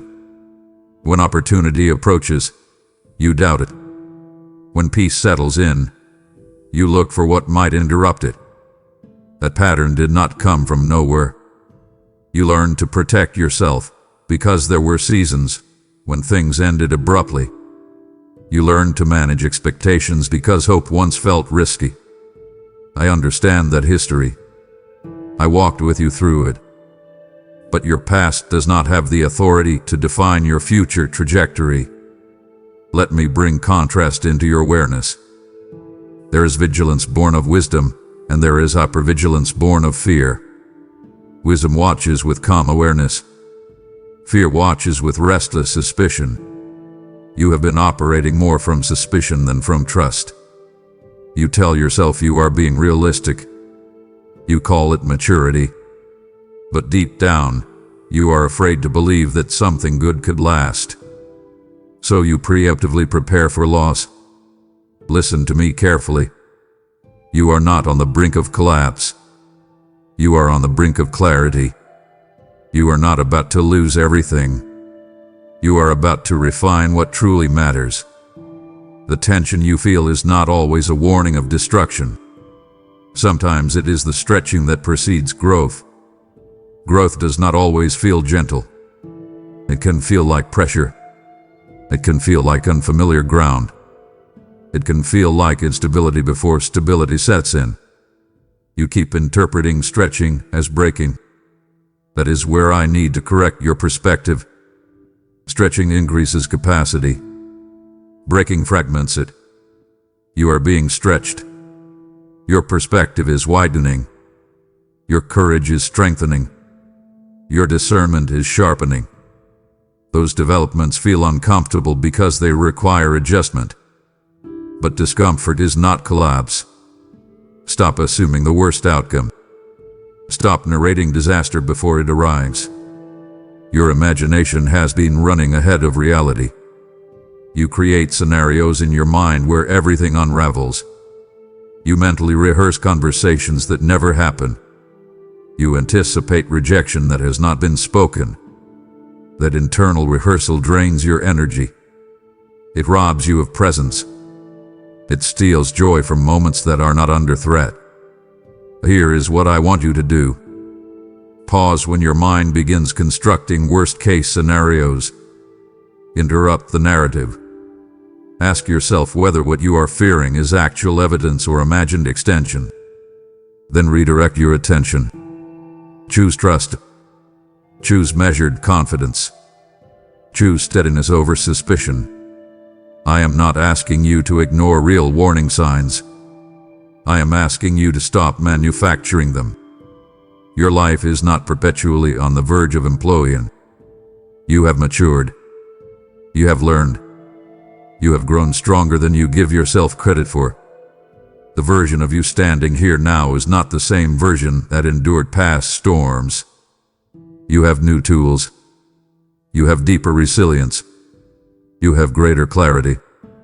You are closer to breakthrough than breakdown. But breakthrough requires courage to expect good. It requires willingness to receive what you have been praying for. Sometimes fear disguises itself as humility. You say you do not want to get your hopes up. But hope is not arrogance. Hope is faith anchored in my character. Lift your head. Stop scanning the horizon for disaster.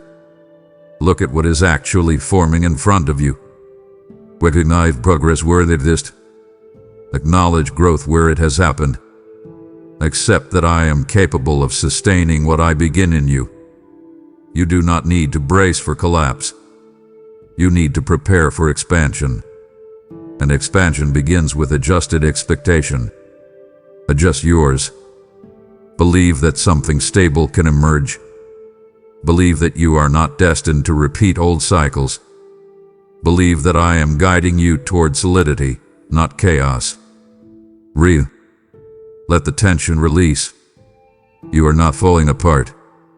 You are being strengthened. Act accordingly. Walk with quiet confidence. I am not leading you toward destruction. I am leading you toward depth. You are closer to breakthrough than breakdown, and so is this mission I have placed before you. Do not brace for lack when I am calling you into expansion. When you choose to support this work through super thanks, membership, or the PayPal link, you are widening the river of my word so it can reach thirsty ground. I have said, cast your bread upon the waters, and you will find it after many days, and that living promise stands over your generosity even now. This is not charity. This is partnership in light. Every gift becomes fuel for the fire, oil in the vessel, seed in the field where unseen souls are awakening. If your heart has been whispering, I want to help, that whisper is my spirit nudging you toward increase. Do not shrink back into hesitation. Step into expansion. Give with expectation, and watch me sustain what I begin. My child, there is another weight you have been carrying, and it is heavier than you admit. You have forgiven in words, but not fully in your heart. You have said, I'm over it, but something in you still tightens when certain names are mentioned. You tell yourself that what happened was unfair, and you are not wrong. It was unfair. It was painful. It was confusing. But the longer you hold on to that injury, the more it shapes you. Let me speak directly. The offense that wounded you was real. I saw it. I did not dismiss it. I did not overlook it. I was there when you felt betrayed. I was there when you felt dismissed. I was there when you questioned your worth because of someone else's actions. I understand your anger. I understand your grief. But what I need you to see is the cost of carrying it forward. There is a contrast between justice and bondage. Justice trusts me to address wrongs appropriately.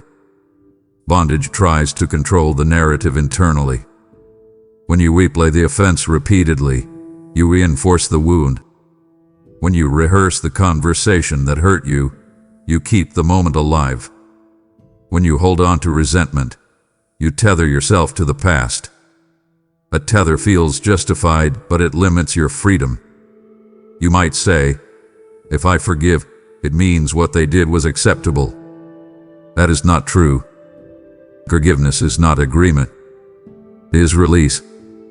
It is handing over the weight of judgment to me.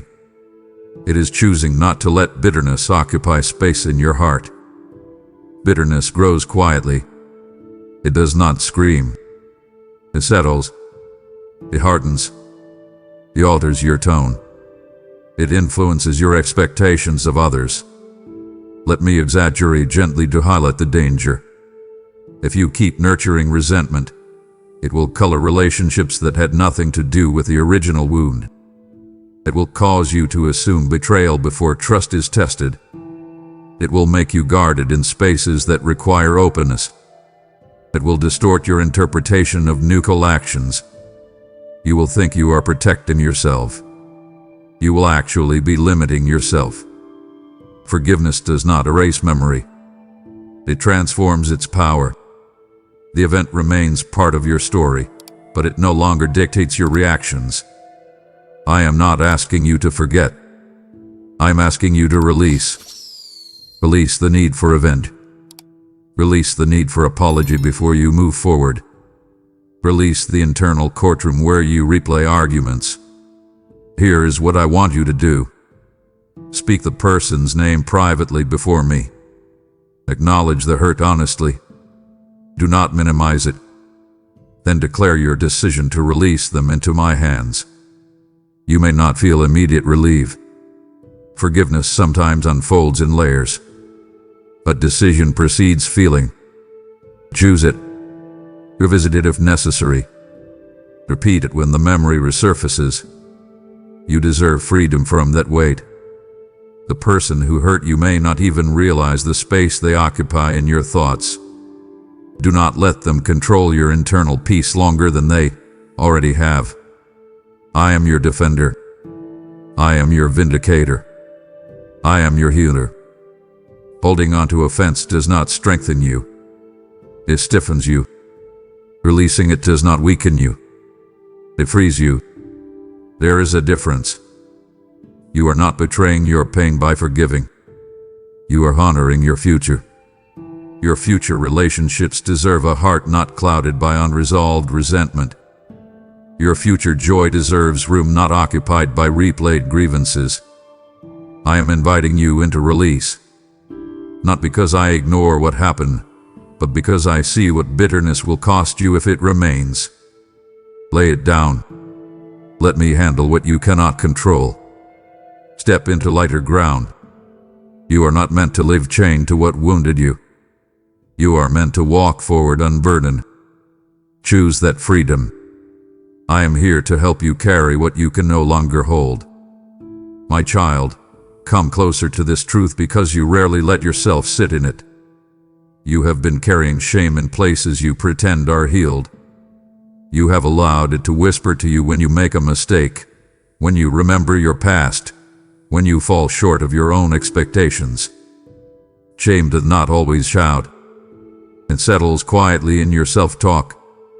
It disguises itself as accountability. It sounds like, you should have known better. It sounds like, you always mess this up. It sounds like, you're not as strong as you thought. And you have listened. I need you to recognize the contrast here. Conviction corrects and then restores. Shame accuses and then isolates. Conviction points you back to alignment. Shame pushes you away from intimacy. When I correct you, I do not humiliate you. I refine you. When shame speaks, it exaggerates your flaw and minimizes your growth. It turns a moment into a label. It takes a decision and transforms it into identity. That distortion has been shaping how you see yourself. You have replayed past failures in your mind as though they are permanent headlines. You have allowed old mistakes to define your current confidence. When you try something new and stumble, shame quickly reminds you of your history. It tells you that you are predictable in your weakness. It convinces you that growth is temporary and failure is your default. That voice is not mine. Let me exaggerate slightly so you can see the absurdity of what you have believed. You act as though one wrong choice erased every lesson learned. You behave as though a single misstep invalidated years of transformation. That is not wisdom. That is shame amplifying a narrative that keeps you small. And when you accept that narrative, you shrink back from opportunities because you fear repeating yourself. You need to understand something deeply personal. I am not keeping a scoreboard of your stumbles. I am not cataloging your imperfections to confront you later. I am shaping you through process. Growth is not linear. You will advance, pause, stumble, adjust, and move again. That rhythm does not disqualify you. It develops you. You, however, have internalized a harsher standard than I ever set. You speak to yourself in tones I would never use. You criticize yourself for emotions you have not fully processed. You condemn yourself for hesitation. You compare your private struggles to other people's public victories.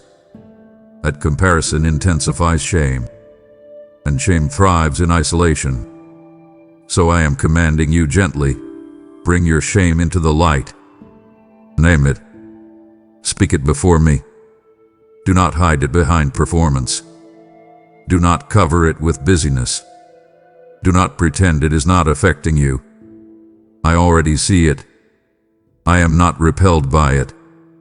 I am ready to dismantle it. There is a repetition pattern that shame feeds.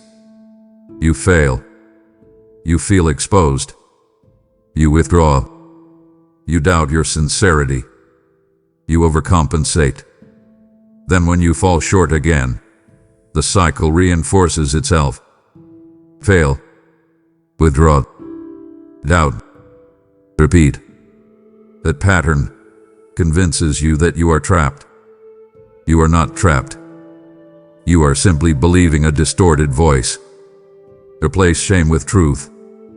When you stumble, acknowledge it without exaggeration. When you fall short, correct without self-condemnation. When you feel exposed, move toward me instead of away.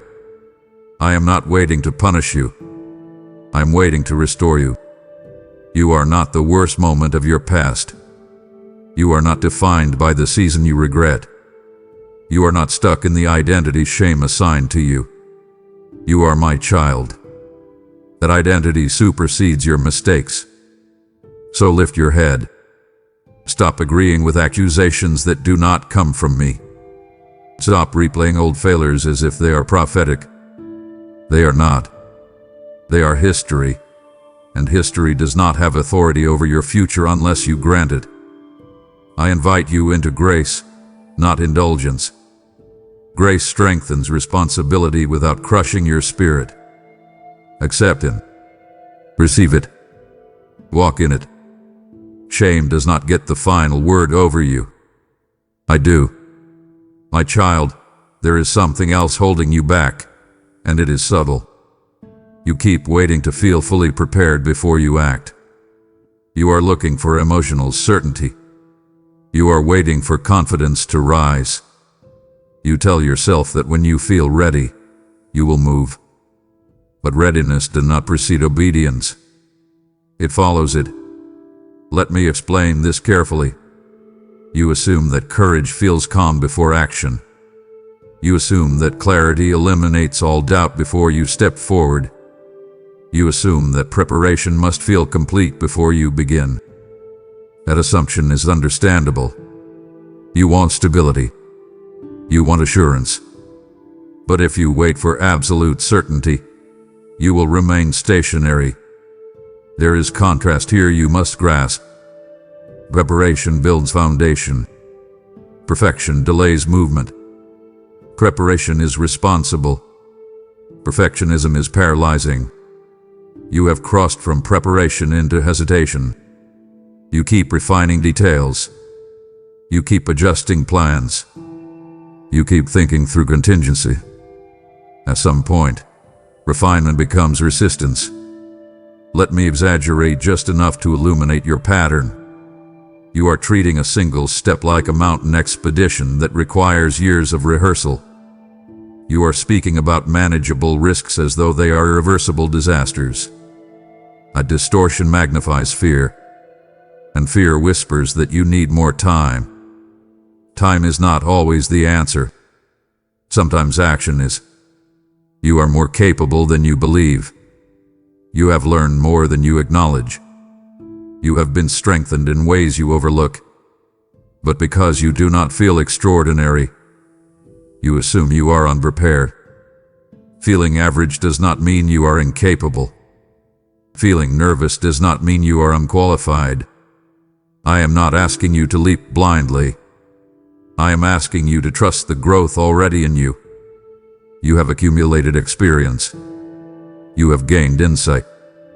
You have developed resilience. You are not the same person you were when you first faced similar challenges. Why are you pretending you are still that version of yourself? Command your feet to move even if your emotions lag behind. Speak your intention aloud. Set a date. Take the first step. Send the proposal. Initiate the conversation. Apply for the opportunity. Start the discipline. Read the material. Make the appointment. Do not wait for adrenaline to transform into confidence. Confidence grows through repetition.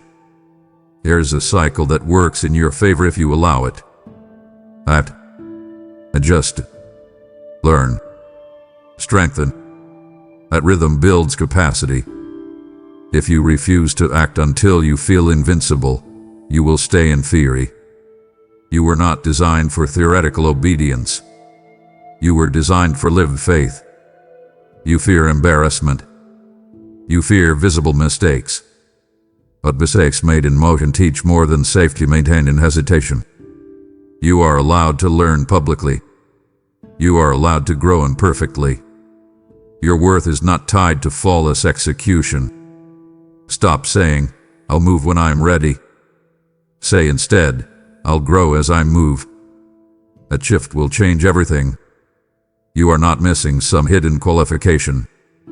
You are not waiting on a magical transformation. The version of you that exists right now is sufficient for the next step. Not the entire journey. Just the next step. And the next step is all you need to focus on. To step.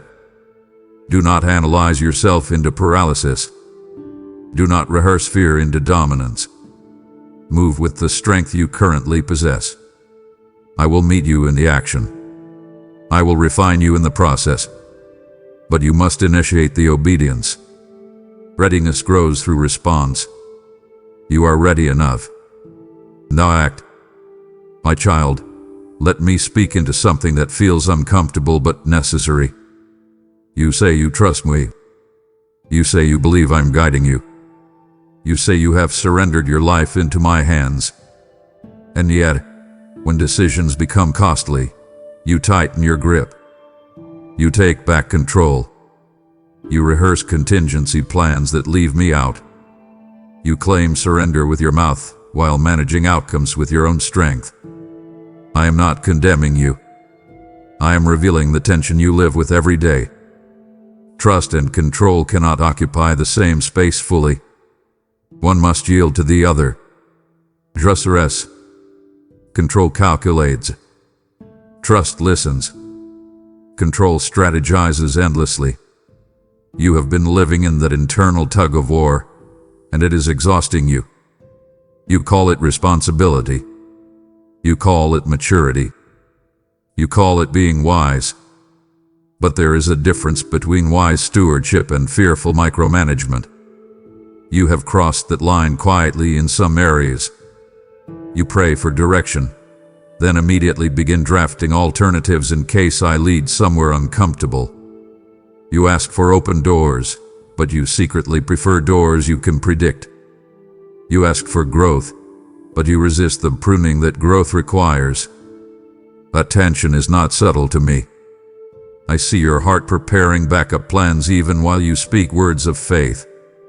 Let me exaggerate gently so you can see the irony. You treat me like a consultant instead of a commander. You ask for my advice, then decide whether it fits your preferences. You invite me into your plans, but rarely surrender your plans entirely. That is not partnership. That is selective trust. Listen to me personally. You cannot experience the fullness of my leadership while insisting on being your own ultimate authority. I am not asking you to abandon wisdom. I am asking you to abandon the illusion that you are the safest pair of hands for your destiny. You are not designed to carry that weight alone. There are areas of your life where you are gripping tightly right now: finances, relationships, career decisions, reputation. You fear loss. You fear embarrassment. You fear instability. Those fears are real emotions. I do not dismiss them. But when fear becomes your primary motivator, Trust weakens. Here is what I want you to do. Identify one area where you know you are holding control too tightly. Speak it aloud. Name it before me. Then deliberately loosen your grip. That may mean taking a step that feels vulnerable. It may mean letting go of a timeline you have insisted on. It may mean choosing integrity over short-term gain. Trust does not feel passive. It feels risky because it requires humility. It requires acknowledging that I see further than you do. It requires accepting that my timing is not always aligned with your urgency. But my timing is not careless. It is precise. You want peace. Peace flows from trust, not from control. When you relinquish the steering wheel, your anxiety will not disappear instantly, but it will begin to quiet.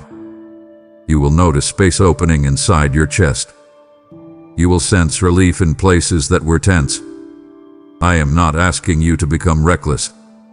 I am asking you to become dependent. Dependency on me does not shrink you. It strengthens you. It frees you from the burden of trying to foresee every possible outcome. So release it. Do not cling to what you cannot secure on your own anyway.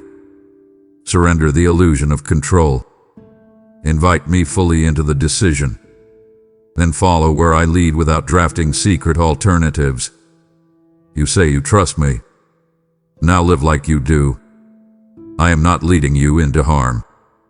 I am leading you into wholeness. Let go of the wheel. Sit beside me. Watch what happens when you stop fighting for control.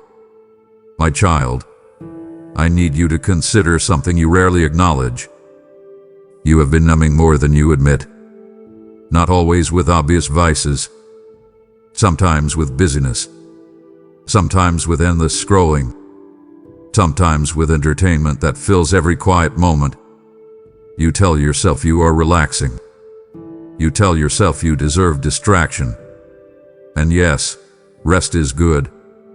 But what you are doing is not always rest. It is avoidance. There is a contrast you must see clearly. Rest restores. Numbing distracts. Rest strengthens awareness. Numbing dulls it. When you numb, you do not process what is stirring inside you. You postpone reflection. You silence conviction. You blur discomfort. And while that may feel relieving temporarily, it delays growth. You have felt that tug inside you, the one that says you need stillness, not noise. You have sensed moments when you should sit quietly with me, but instead you reach for your phone. You scroll past the unease. You fill the silence with sound. You drown out the subtle voice that is trying to guide you. Let me exaggerate gently to make this visible.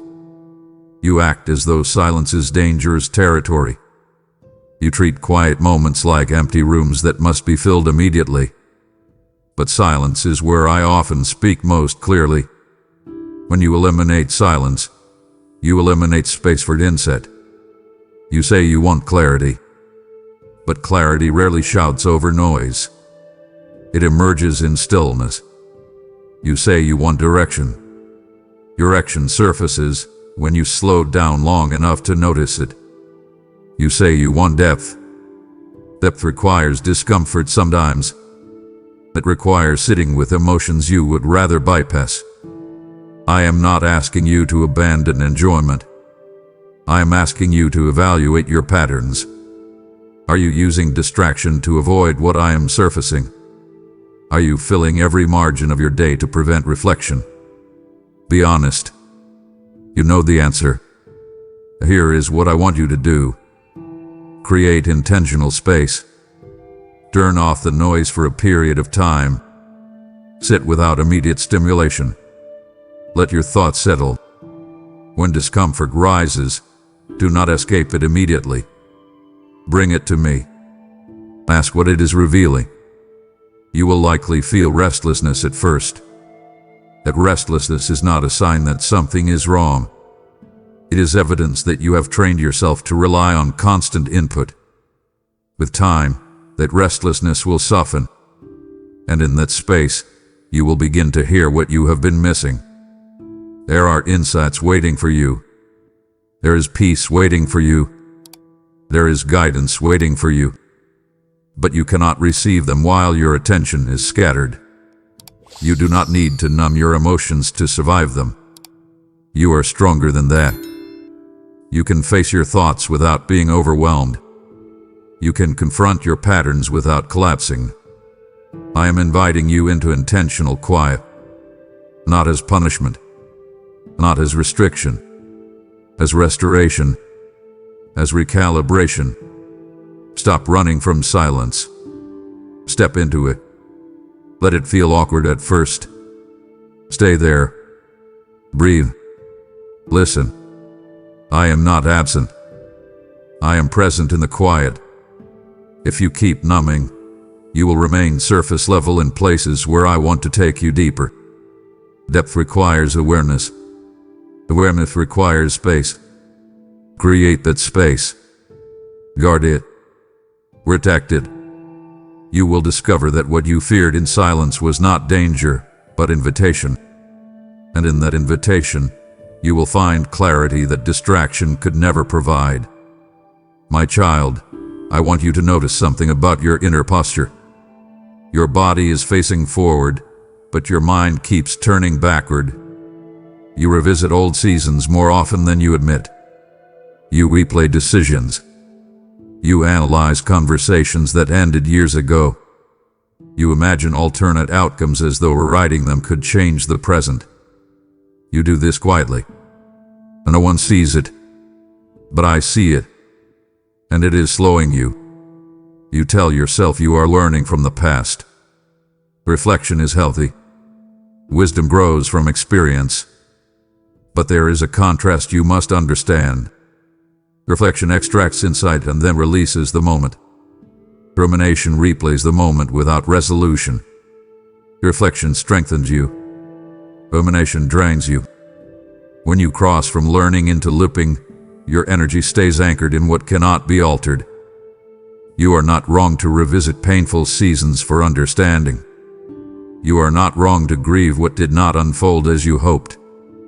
But you are not meant to live there. When you keep revisiting what you cannot change, you unintentionally resist what I am building now. You compare your present to an idealized past. You measure new opportunities against old disappointments. You hesitate because you fear repeating previous mistakes.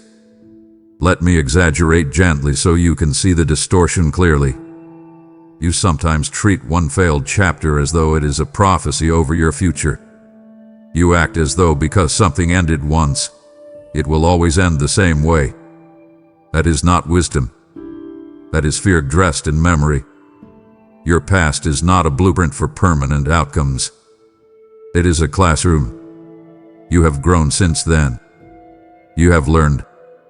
You have matured. You have seen patterns you once ignored. Why do you assume you are still the same version of yourself? Why do you project old vulnerabilities onto your present strength? That projection drinks you and keeps you cautious when you could be confident. Here is what I want you to do.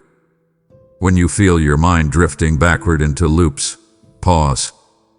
Ask yourself whether this memory is teaching you something new or simply replaying pain. If it is not offering fresh insight, release it. Do not indulge it. Redirect your attention to what is in front of you.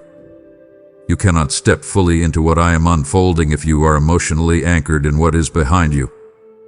Forward movement requires focus. Focus requires intentional direction of your thoughts. I am not asking you to forget your story. I am asking you to stop living inside it. You are not defined by your worst season. You are not limited by your previous ceiling. You are not destined to repeat what once hurt you. That narrative belongs to fear, not to faith. So lift your gaze. Look ahead. Notice the opportunities forming now. Notice the relationships developing now. Notice the growth present now. Do not sabotage present joy with past regret. You are not walking backward anymore. You are moving forward. And I am walking with you in that direction. Stop turning around. Keep your eyes ahead.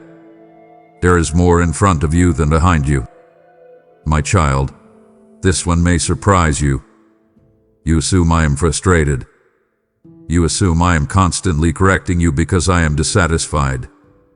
You imagine me looking at your life with disappointment because you are not further along. That is some kind of how you approach me. You come cautiously. You come apologetically. You come bracing for rebuke. Let me correct that perception gently but firmly. I see your growth. I see your effort.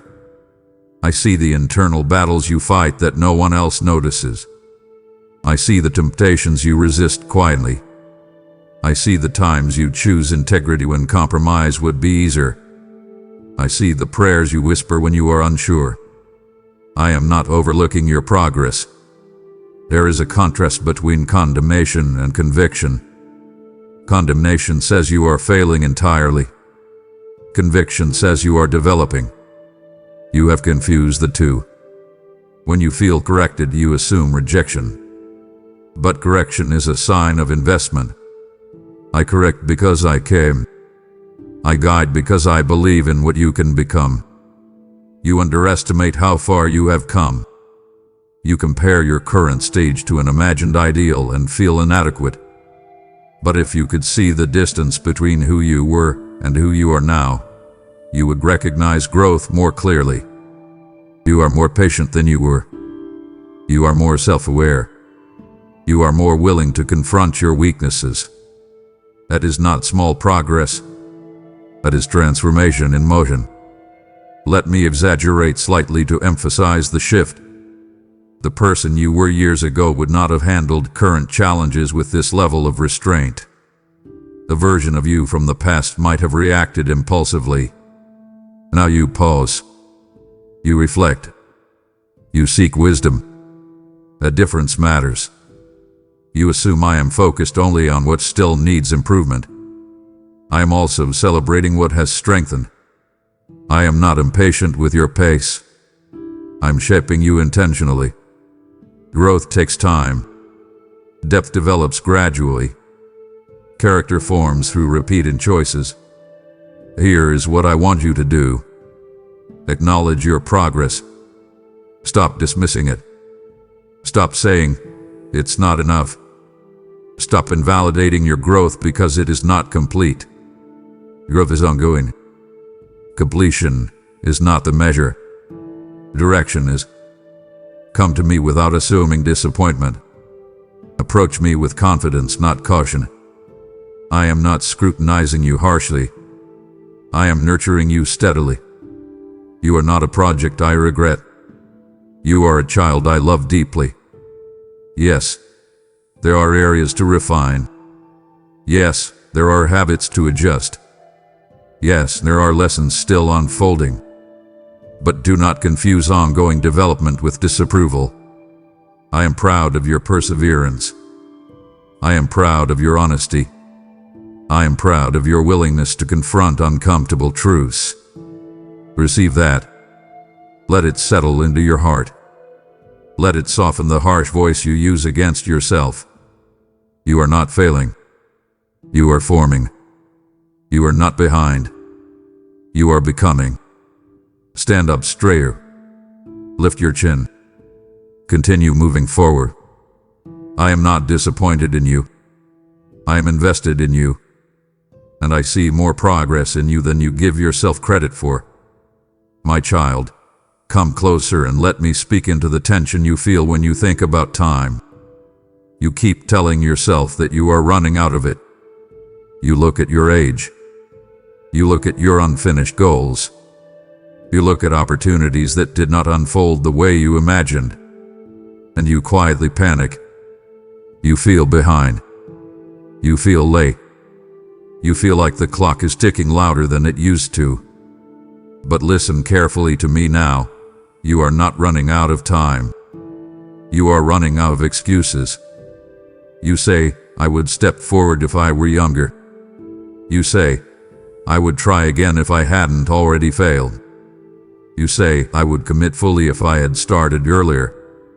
You are measuring your potential against a timeline that was never meant to define you. Time is not your enemy. Hesitation is. Comparison is. Fear is. When you blame time, you protect yourself from responsibility. If it is too late, then you do not have to risk anything. If you are too far behind, then you do not have to move. Let me show you the contrast clearly. There is urgency rooted in purpose, and there is panic rooted in comparison. Purpose says, step into what is available now. Panic says, you missed your moment. Purpose motivates with clarity. Panic pressures with shame. You have allowed panic to speak louder than purpose. And panic distorts your perception. It exaggerates delay. It magnifies what you do not have. It convinces you that doors are closing faster than they are. You are not out of time. You are out of comfort zones. That is the real friction. Moving forward requires you to confront insecurity. It requires you to release excuses you have rehearsed for years. It requires you to acknowledge that some of the delay has been self-protection, not circumstance. I am not accusing you harshly. I am inviting you honestly. You say you want change. Then stop waiting for the perfect season. Start where you are. Use what you have. Speak what you believe. Reach out to who you need. Do not romanticize the past. Do not idolize an imaginary future version of yourself who feels more prepared. You are here. Now, this is your ground. There is exaggeration in the voice that tells you your best years are gone. That voice paints your timeline in dark tones.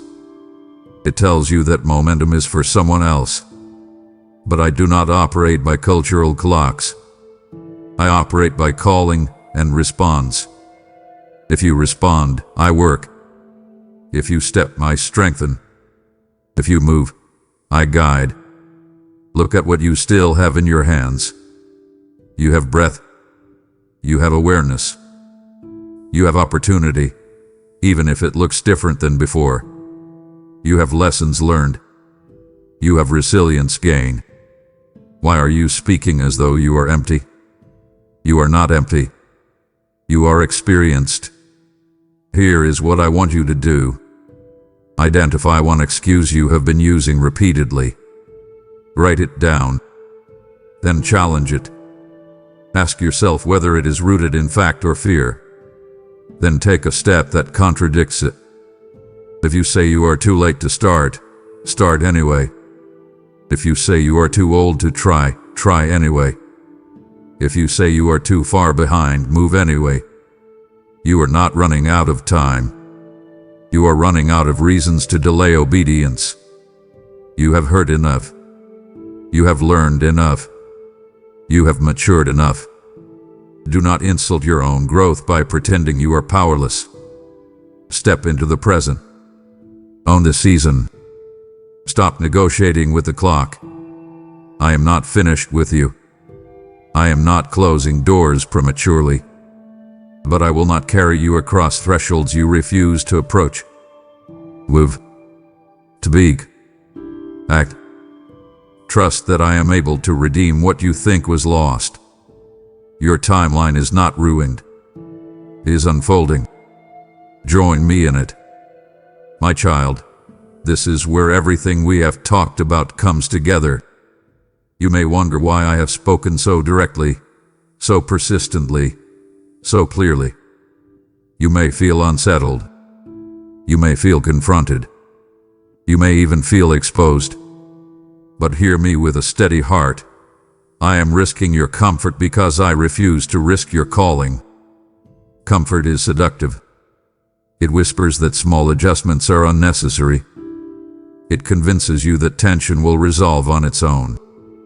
It tells you that confronting certain patterns is optional. Calling, however, demands alignment. Calling requires courage. Calling asks you to let go of what weakens you so that you can step into what strengthens you. You have a future that carries weight. Not weight of pressure, but weight of purpose. Your influence matters more than you see. Your obedience shapes more than your private life. Your decisions ripple outward into relationships, into opportunities, into spaces you have not yet entered. I see the trajectory of your life with clarity you do not possess. And because I see it, I cannot remain silent when drift threatens it. Let me create the contrast so you feel it. There is temporary comfort, and there is lasting impact. Temporary comfort soothes you in the moment. Lasting impact fulfills you over time. Temporary comfort avoids confrontation. Lasting impact embraces refinement. Temporary comfort asks little of you. Lasting impact requires growth. I am not asking you to live in constant strain. I am asking you to live in intentional alignment. Alignment is not rigid. It is responsive. It listens. It adjusts. It moves when prompted. That is what I have been calling you into through every message. You may feel like I have been firm. I have. Because you are capable of more than you are settling for. You are not fragile. You are not incapable. You are not ignorant. You are aware. And awareness demands response. I am inviting you one final time in this sequence. Choose alignment. Choose obedience. Choose trust. Choose growth. Not because you are trying to earn my love, but because you already have it. My love is not fragile. It is not conditional. It is not withdrawn when you hesitate. But love also corrects. Love also protects. I would rather disturb your peace temporarily than watch you compromise your potential permanently. I would rather confront your excuses than let them define you. I would rather speak clearly now than remain quiet and allow regret to teach you later. You are not alone in this. I am not sending you into refinement without support. I am with you in every adjustment. I am strengthening you as you release what no longer serves you. I am guiding you as you step forward. So here is my invitation. Respond. Do not simply feel inspired. Act. Do not simply agree internally. Adjust externally. Do not simply acknowledge truth. Live it. You are not being scolded. You are being summoned. Not to fear, but to fullness. Not to guilt, but to growth. Not to shame, but to strength. I have risked your comfort to protect your calling. Now risk your hesitation to embrace your future. Step forward. I am already there waiting for you. I told you I am risking your comfort to protect your calling. And now I invite you to risk something tangible to advance my kingdom. This message is not only for you. It is meant to travel, to reach the weary, to ignite the complacent, to call the prodigal home. When you give through Super Thanks membership, with the PayPal link below, you are placing wood on the altar so the fire does not go out. I declared, those who sow generously will reap generously, and I am faithful to guard that word over your life. Your generosity becomes a river that carries my voice farther than you can see. I will multiply what you release, protect what concerns you, and breathe favor over your obedience. Do not only be moved, move. Do not only agree, act. Step forward now and give, because souls are waiting on the other side of your yes. My child, do not let this moment pass quietly. If this word has reached into your heart, then respond boldly. Do not scroll away in silence. I want you to type this declaration in the comments. I choose obedience over comfort. I will not drift anymore. Let it be more than a sentence. Let it be a line drawn in the sand. When you declare it publicly, you seal it personally. Step out of hesitation and say it with faith, because I am risking everything to tell you this, and now you must risk comfort to answer me. And after you have spoken it, do not treat your words lightly. A choice like this echoes beyond the moment it is made. When you step out of comfort, you create space for my voice to reach you more clearly than before. You have answered the call. Now listen, because heaven does not remain silent when a heart responds. What you are about to hear is not ordinary encouragement, but a voice breaking through to meet you where you stand. I am breaking the silence of the heavens specifically for you today, my child. I am reaching out across the vastness of eternity because I can no longer watch you struggle in silence without hearing my voice. You have spent so many nights staring at the ceiling, wondering if I am even there or if your prayers are just bouncing off the walls. I am telling you now, with all the authority of the one who carved the mountains and breathed life into the stars, that I am here. This is not a coincidence. You did not stumble upon this message by accident. I have orchestrated this very second, this very heartbeat, to capture your attention because what I have to tell you is too important to wait another day. Stop what you are doing. I want you to set aside the phone, turn off the noise in your head, and just breathe. Listen to the rhythm of your own heart. I am the one who keeps it beating. I have chosen this specific hour to speak to you because I see the exhaustion in your eyes. I see the way you carry the weight of your family, your job, and your uncertain future as if it all depends on your strength alone. You are tired of being the strong one, aren't you? You are tired of pretending that you have it all figured out when, deep down, you feel like you are barely treading water. I am stepping into your reality right now to tell you that you don't have to carry it anymore.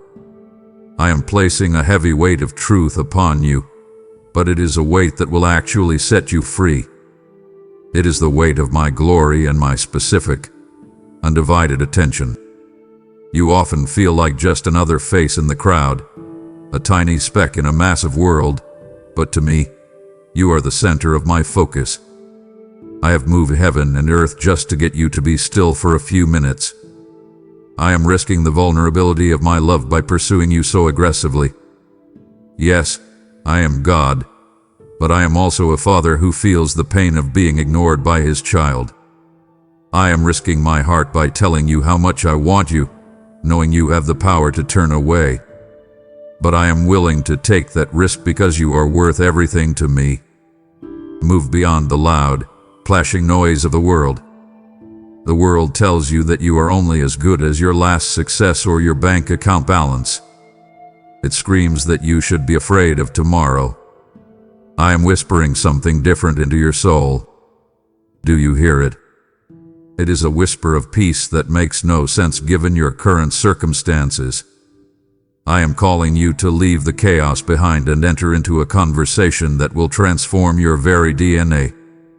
Your soul is ready for this. You might feel unprepared, but I have been ripening your heart for this exact encounter through every trial and every tear you've shed lately. I am commanding you to open your heart wide right now. Do not hold back.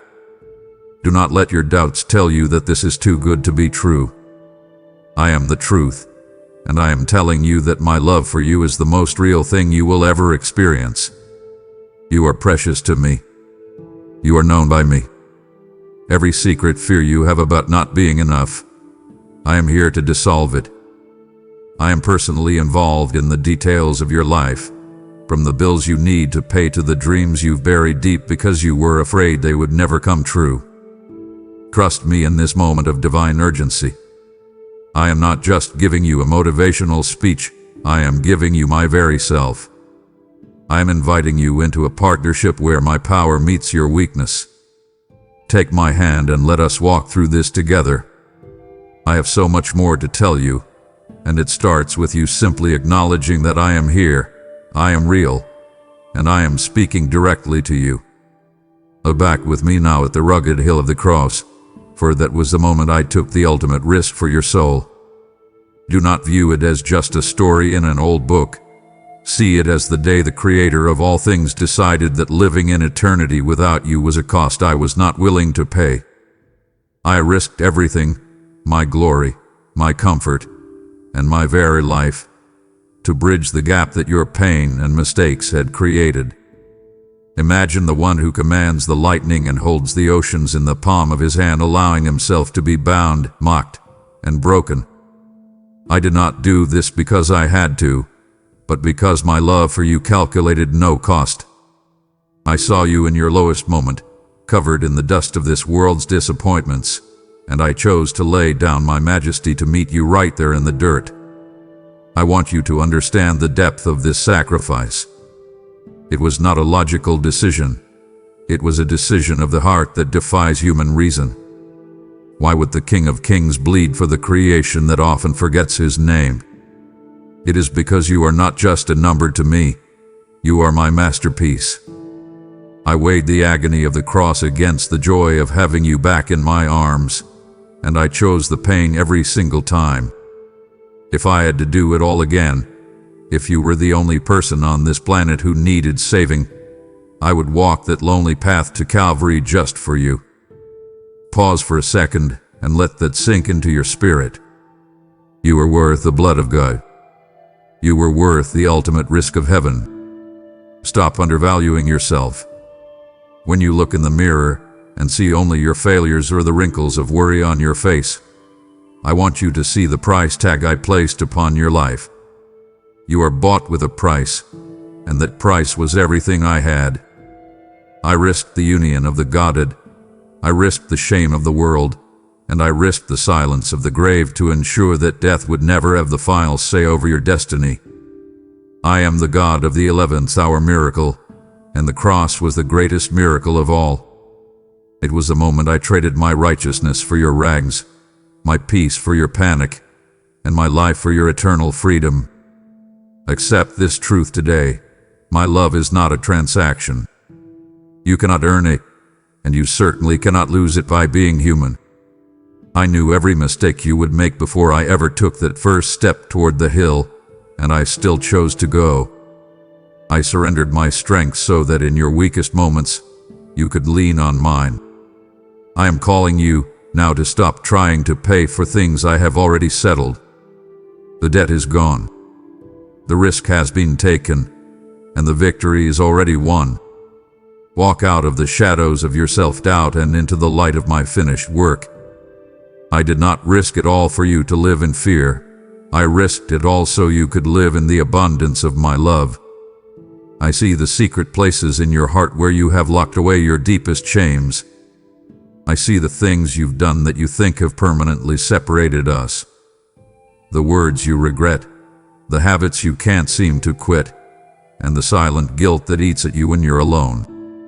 But I am telling you now, my child, that my grace is far more risky and powerful than your failures could ever be. You think your sin is a mountain, but to me, it is a grain of sand that I am ready to blow away with a single breath. I am commanding you to stop hiding from me. I am not the judge looking for a reason to condemn you. I am the Father looking for a reason to restore you. Feel my words dissolving the barriers of guilt right now.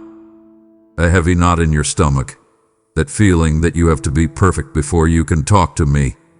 Let it go. My grace is a scandalous thing. It gives to the unworthy what they could never deserve. You cannot shock me. You cannot make me turn my face away. I am the one who leaves the 99 to find the one who is lost in the brambles of shame. I am reaching into those dark corners of your soul, and I am declaring that you are clean. Not because of what you have done, but because of who I am. I refuse to remember what I have already forgiven. When you bring up your past mistakes to me, I tell you that I don't know what you're talking about. I have buried your sins in the deepest sea, and I have placed a no fishing sign there. So why do you keep trying to haul them back to the surface? You are keeping yourself in a prison whose doors I have already kicked down. I am calling you to walk out of the tomb of your past. You are not the person you were 10 years ago. or even 10 minutes ago. In my presence, you are a new creation. The old has passed away. Look, I am making all things new in your life. I am inviting you into a beauty that will make your heart soar. I want to make your soul as white as snow, not by ignoring your faults, but by washing them in the ocean of my mercy. You are precious to me, and I will not let shame have the final word in your story. Command your mind to silence the voices of the accuser. When the enemy whispers that you are a failure, you whisper back that you are redeemed. When the world tries to label you by your past, you tell them that your Father has given you a new name. Stand up, shake off the dust of your disgrace, and walk with the dignity of someone who is deeply, unconditionally loved. Do you realize that I am the shadow that guards you even in the blistering heat of your noonday trials? You have spent so many hours feeling like you are walking this road alone, but I have been the silent witness to every step. There were moments when the weight of life was so heavy you didn't think you could take another breath, and you didn't even realize it was my arms wrapped around you, carrying you through the dark. I am not a distant God watching from a balcony in the sky. I am the spirit that lives within the very fiber of your being. I am closer to you than your own skin. I want you to identify the moments I carried you. Think back to the time when you thought the door was closed forever, only for a new one to open in the most unexpected way. Think of the times you were spared from a disaster you didn't even see coming. That was me. My spirit is a flame that never flickers out, even when your faith feels like it's down to the last ember. I am with you always, not as a threat of surveillance, but as a promise of companionship. I am in the silence between your prayers, hearing the groans of your heart that you don't even have the words to speak. Close your eyes for a moment and feel the reality of my presence. I am here in this room with you. I am in the car while you drive to work. I am in the kitchen while you worry about the bills. I never turn my face away from you, not even when you are full of doubt and anger. Especially then, I draw closer. You cannot wander so far that my love cannot find you. I am the God who follows you into the wilderness, not to scold you, but to woo you back to the place of peace. I am the anchor for your soul in the middle of the storm. I am commanding the chaos in your heart to be still. You don't have to perform for me. You don't have to feel holy to be in my presence. Just be. I am the rest that your soul is screaming for. In a world that is constantly demanding more of you, I am the one saying, "Come to me, all you who are weary and heavy laden, and I will give you rest." Trust the mystery of my nearness. Even when you can't feel me, I am working. Even when you can't see me, I am guarding. You are never, ever alone. Today, I am stripping away every label the world has forced upon you. You have been called not enough, failure, rejected, and broken for far too long. I'm peeling those lies off your soul right now and replacing them with the only identity that matters. You are my heir. You are a son or daughter of the Most High God. There is a royal bloodline flowing through your spirit that has nothing to do with your earthly family and everything to do with my sacrifice. I want you to walk with your head held high, not out of pride, but out of the quiet confidence of knowing whose you are. Do you understand what it means to be my heir? It means that everything I have belongs to you. My peace, my power, my wisdom, and my provision are your inheritance. You are not a beggar at my table. You are a guest of honor. Your name is carved into the very palms of my hands. I did not just save you to keep you out of the dark. I saved you to bring you into the family. Stop living like an orphan who has to fight for every scrap of joy. You have a Father who owns the cattle on 1,000 hills and who delights in giving good gifts to his children. Trust the DNA of holiness that I have placed within you. You were created in my image. And though the world has tried to mar that reflection, the core of who you are is still beautiful to me. I am calling you to live from a place of victory, not for victory. You don't have to win the battle. I've already won it. You just have to walk in the authority I've given you. When you face the giants in your life, whether it's an illness, a financial crisis, or a broken relationship, I want you to speak to them from your position as a child of the King. I am inviting you into a transformation of your self-image. Stop seeing yourself through the eyes of those who have hurt you. Stop listening to the voices that tell you you will never change. I am the God of the new beginning. I am the one who takes the foolish things of the world to confound the wise. I see the gold in you even when you only see the dross. I am forging a purpose in you that is specifically designed for your unique heart. Believe in the greatness I have planted in you. You are redeemed, you are cherished, and you are destined for glory. My child, do not turn away now, for we are standing on the very threshold of a breakthrough that your soul has grown for over many years. It would grieve my heart deeply to see you walk back into the noise of the world just as I am beginning to peel back the layers of your true destiny. I have paused the symphony of heaven to whisper these secrets into your ear. Do not treat my vulnerability as a common thing by stopping here. To leave now would be to leave the conversation unfinished, leaving me standing in the silence of an open door you chose to ignore. Stay with me, for the weight of what I have yet to reveal is too heavy for you to miss. I know the darkness of the valley you are currently walking through, and I want you to know that it is not a destination, it is a passage. I allow the wilderness to shape your faith, because it is in the desert that you learn to depend on me in a way the mountaintop could never teach you.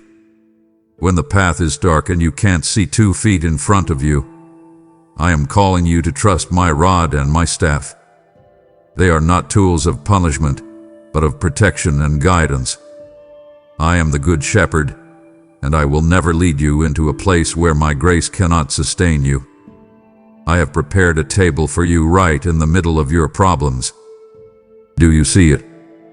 While your enemies, fear, lack, and sickness, surround you and scream for your attention, I am inviting you to sit down and feast on my peace. I want to show the world that my children can be at rest even when the storm is raging. The purpose behind the pain you are feeling right now is not to destroy you, but to refine you. I am burning away the things that have held you back so that you can step into the weight of glory I have prepared for you. Remember that I am with you in the valley. I am the light that the darkness cannot overcome. When you feel like you're losing your way, listen for my voice. It's not a loud, demanding shout. It's a gentle whisper that says, "This is the way, walk in it."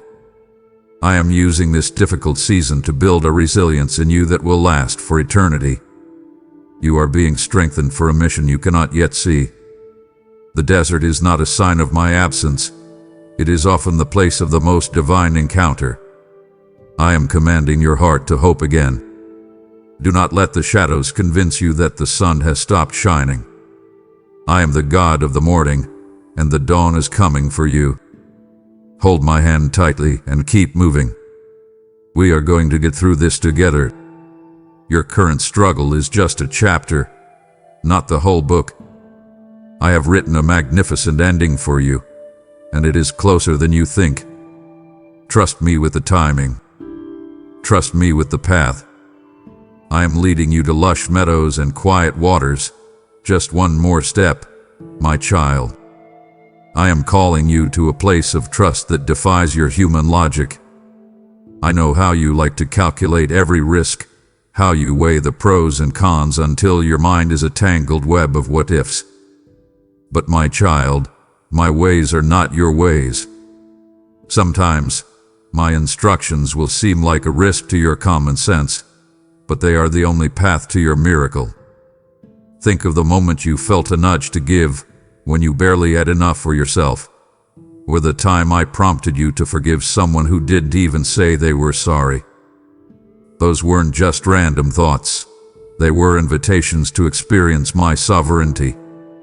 I am commanding you today, stop trying to figure everything out and start saying yes to my voice.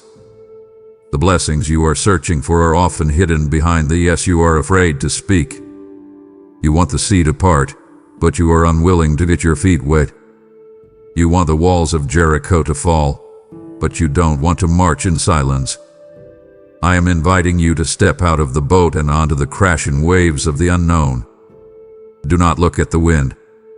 Do not look at the depth of the water. Look at me. I am the one who sustains you. Your obedience is the key that unlocks the storehouses of heaven over your life. When you move in alignment with my word, you release a power that no enemy can stop and no obstacle can hinder. Leave behind the safety of the shore. You were not created to live a small, comfortable life defined by your own limitations.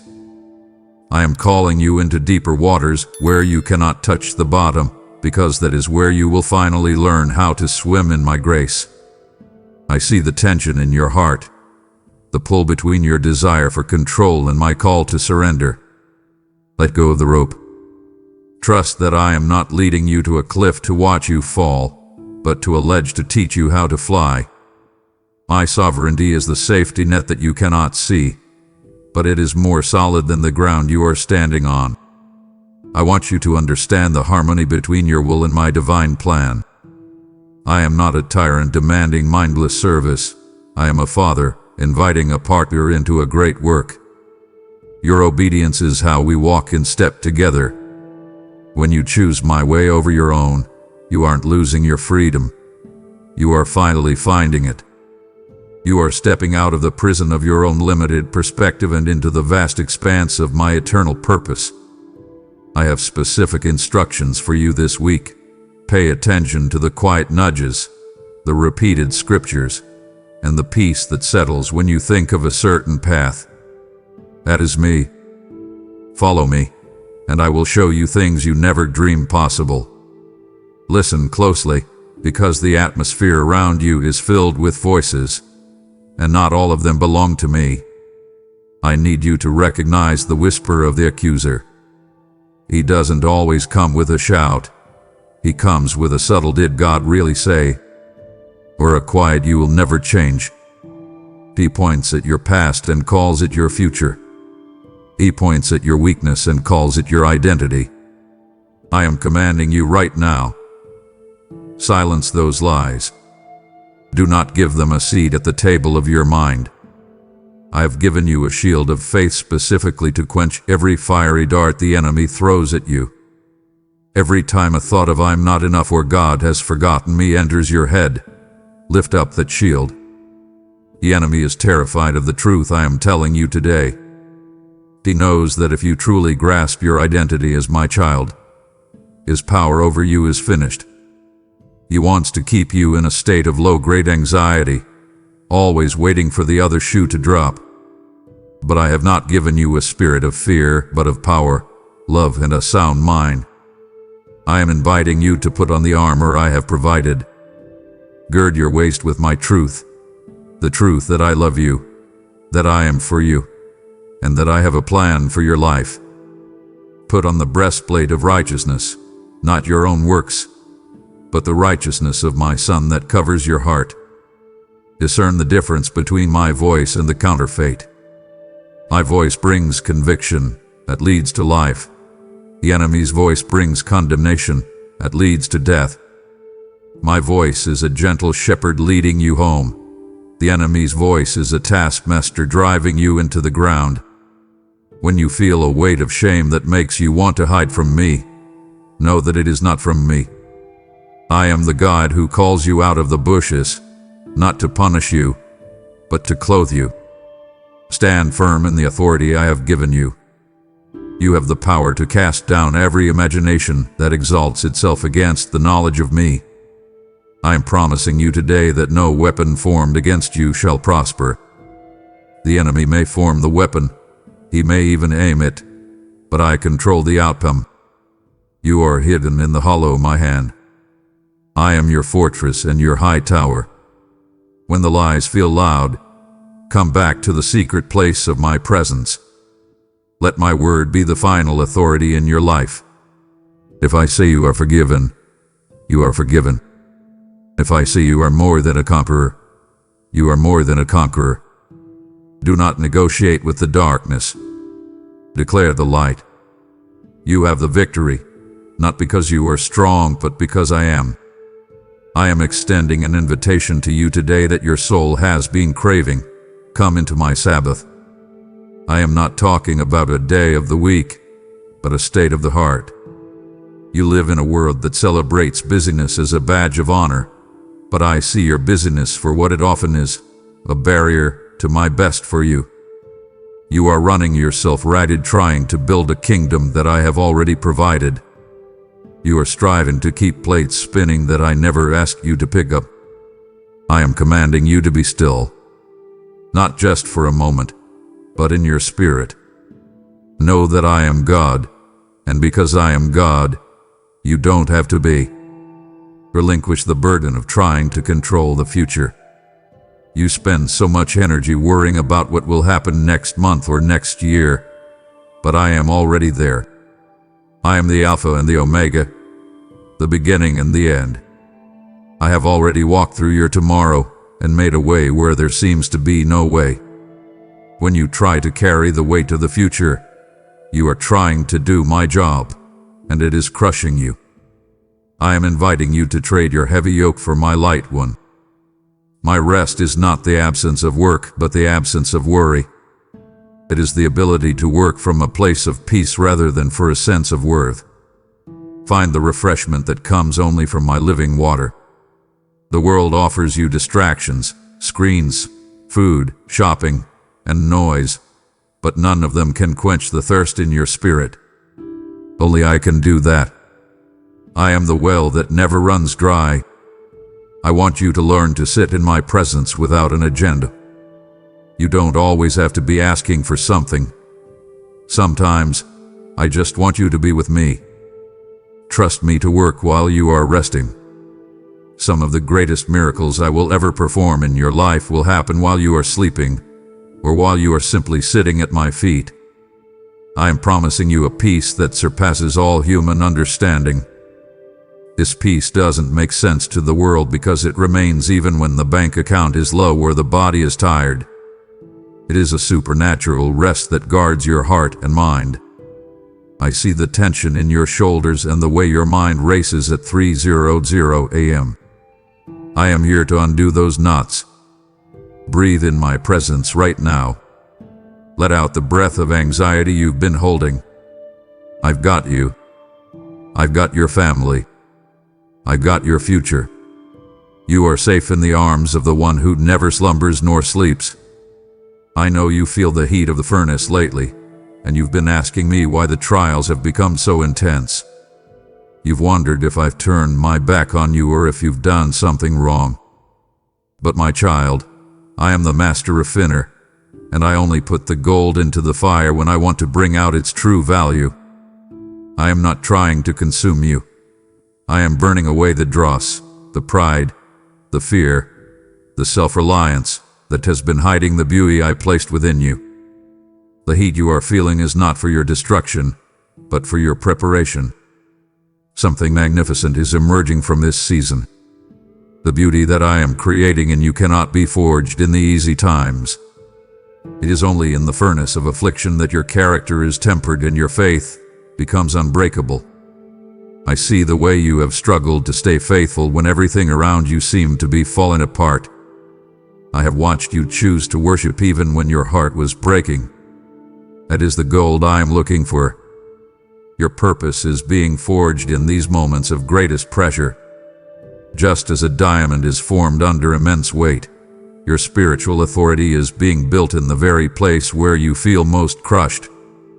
Embrace the process of becoming like my son. He was a man of sorrows, acquainted with grief, and yet he was the radiance of my glory. Do not despise the hard parts of your story. I am weaving every tear, every disappointment, and every struggle into a tapestry of grace that will leave the world in awe. You are being prepared for a weight of glory that far outweighs these light and momentary troubles. I am giving you a testimony that will set others free. People won't be drawn to you because your life is perfect. They will be drawn to you because they see my strength in your weakness. I am declaring over you today that you will come out of this fire without even the smell of smoke upon you. Like the 3 Hebrew boys in the furnace, you will find that the only thing the fire destroys are the ropes that have been binding you. You will walk out of this season with a freedom you've never known. I am with you in the heat. I am the 4th man in the fire. I am shielding your spirit even as I refine your soul.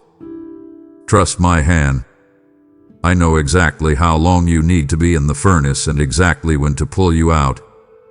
You are my precious treasure, and I will not lose a single ounce of the gold I am bringing forth in you. I am looking into your heart right now, and I see the temptation to retreat because the fire of my truth is becoming intense. But I implore you, do not abandon this moment. It would be a tragedy beyond words for you to endure the heat of the furnace only to walk away before I bring forth the gold. It wounds my spirit when my children settle for the comfort of the shore when I am calling them into the deep. If you stop listening now, you are turning your back on the very instructions that will navigate you through your darkest night. I have much more to pour into you. Do not disappoint the love that has pursued you to this very second. You have felt the heat of the furnace, and now you see that I am bringing forth gold from the ashes of your struggle. I am risking everything to refine you, but I am also calling you to become a partner in the great harvest of souls that are still lost in the smoke. I have placed a holy fire in your bones, and I am inviting you now to use your resources to keep this flame burning for others who are still wandering in the dark. I declare over you that as you sow into this mission through super thanks or the links below, I will open the windows of heaven and pour out a blessing that your storehouses cannot contain. Do not let this divine appointment pass you by, for your seed today is the manna that will sustain a hungry spirit tomorrow. I will multiply your bread and protect your increase because you have honored my heart in the middle of your own refinement. Go now to the description. Lay your gift at my feet, and watch how I transform your sacrifice into a river of life for the world. I need you to open your spiritual eyes and see the warfare that is surrounding your calling. You often think your struggle is with people, your boss, your spouse, or your critics, but your battle is not against flesh and blood. There is a spiritual reality happening behind the scenes that is far more real than the world you touch. The enemy fights you so hard because he knows what is inside of you. He is terrified of the destiny I have written for you, and he will do anything to distract you, discourage you, or make you quit. But I am commanding you, stand your ground. You are not fighting for victory. You are fighting from a victory that has already been won at the cross. Your life matters more than you can possibly perceive. Every prayer you whisper, every act of kindness you perform, and every time you choose faith over fear, you are shifting the atmosphere of the heavens. I have dispatched an angelic host at the very sound of your name. You are not a solitary soldier in a lonely trench. You are backed by the armies of the living God. When you pray, you are not just talking into the air. You are releasing the power of heaven into the earth. I want you to pray with authority this week.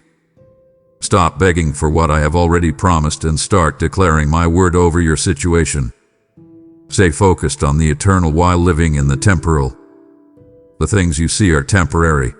The bills, the sickness, the drama, it will all pass away. But the things you cannot see are eternal. I am inviting you to a higher perspective. See your challenges as opportunities for my glory to be revealed.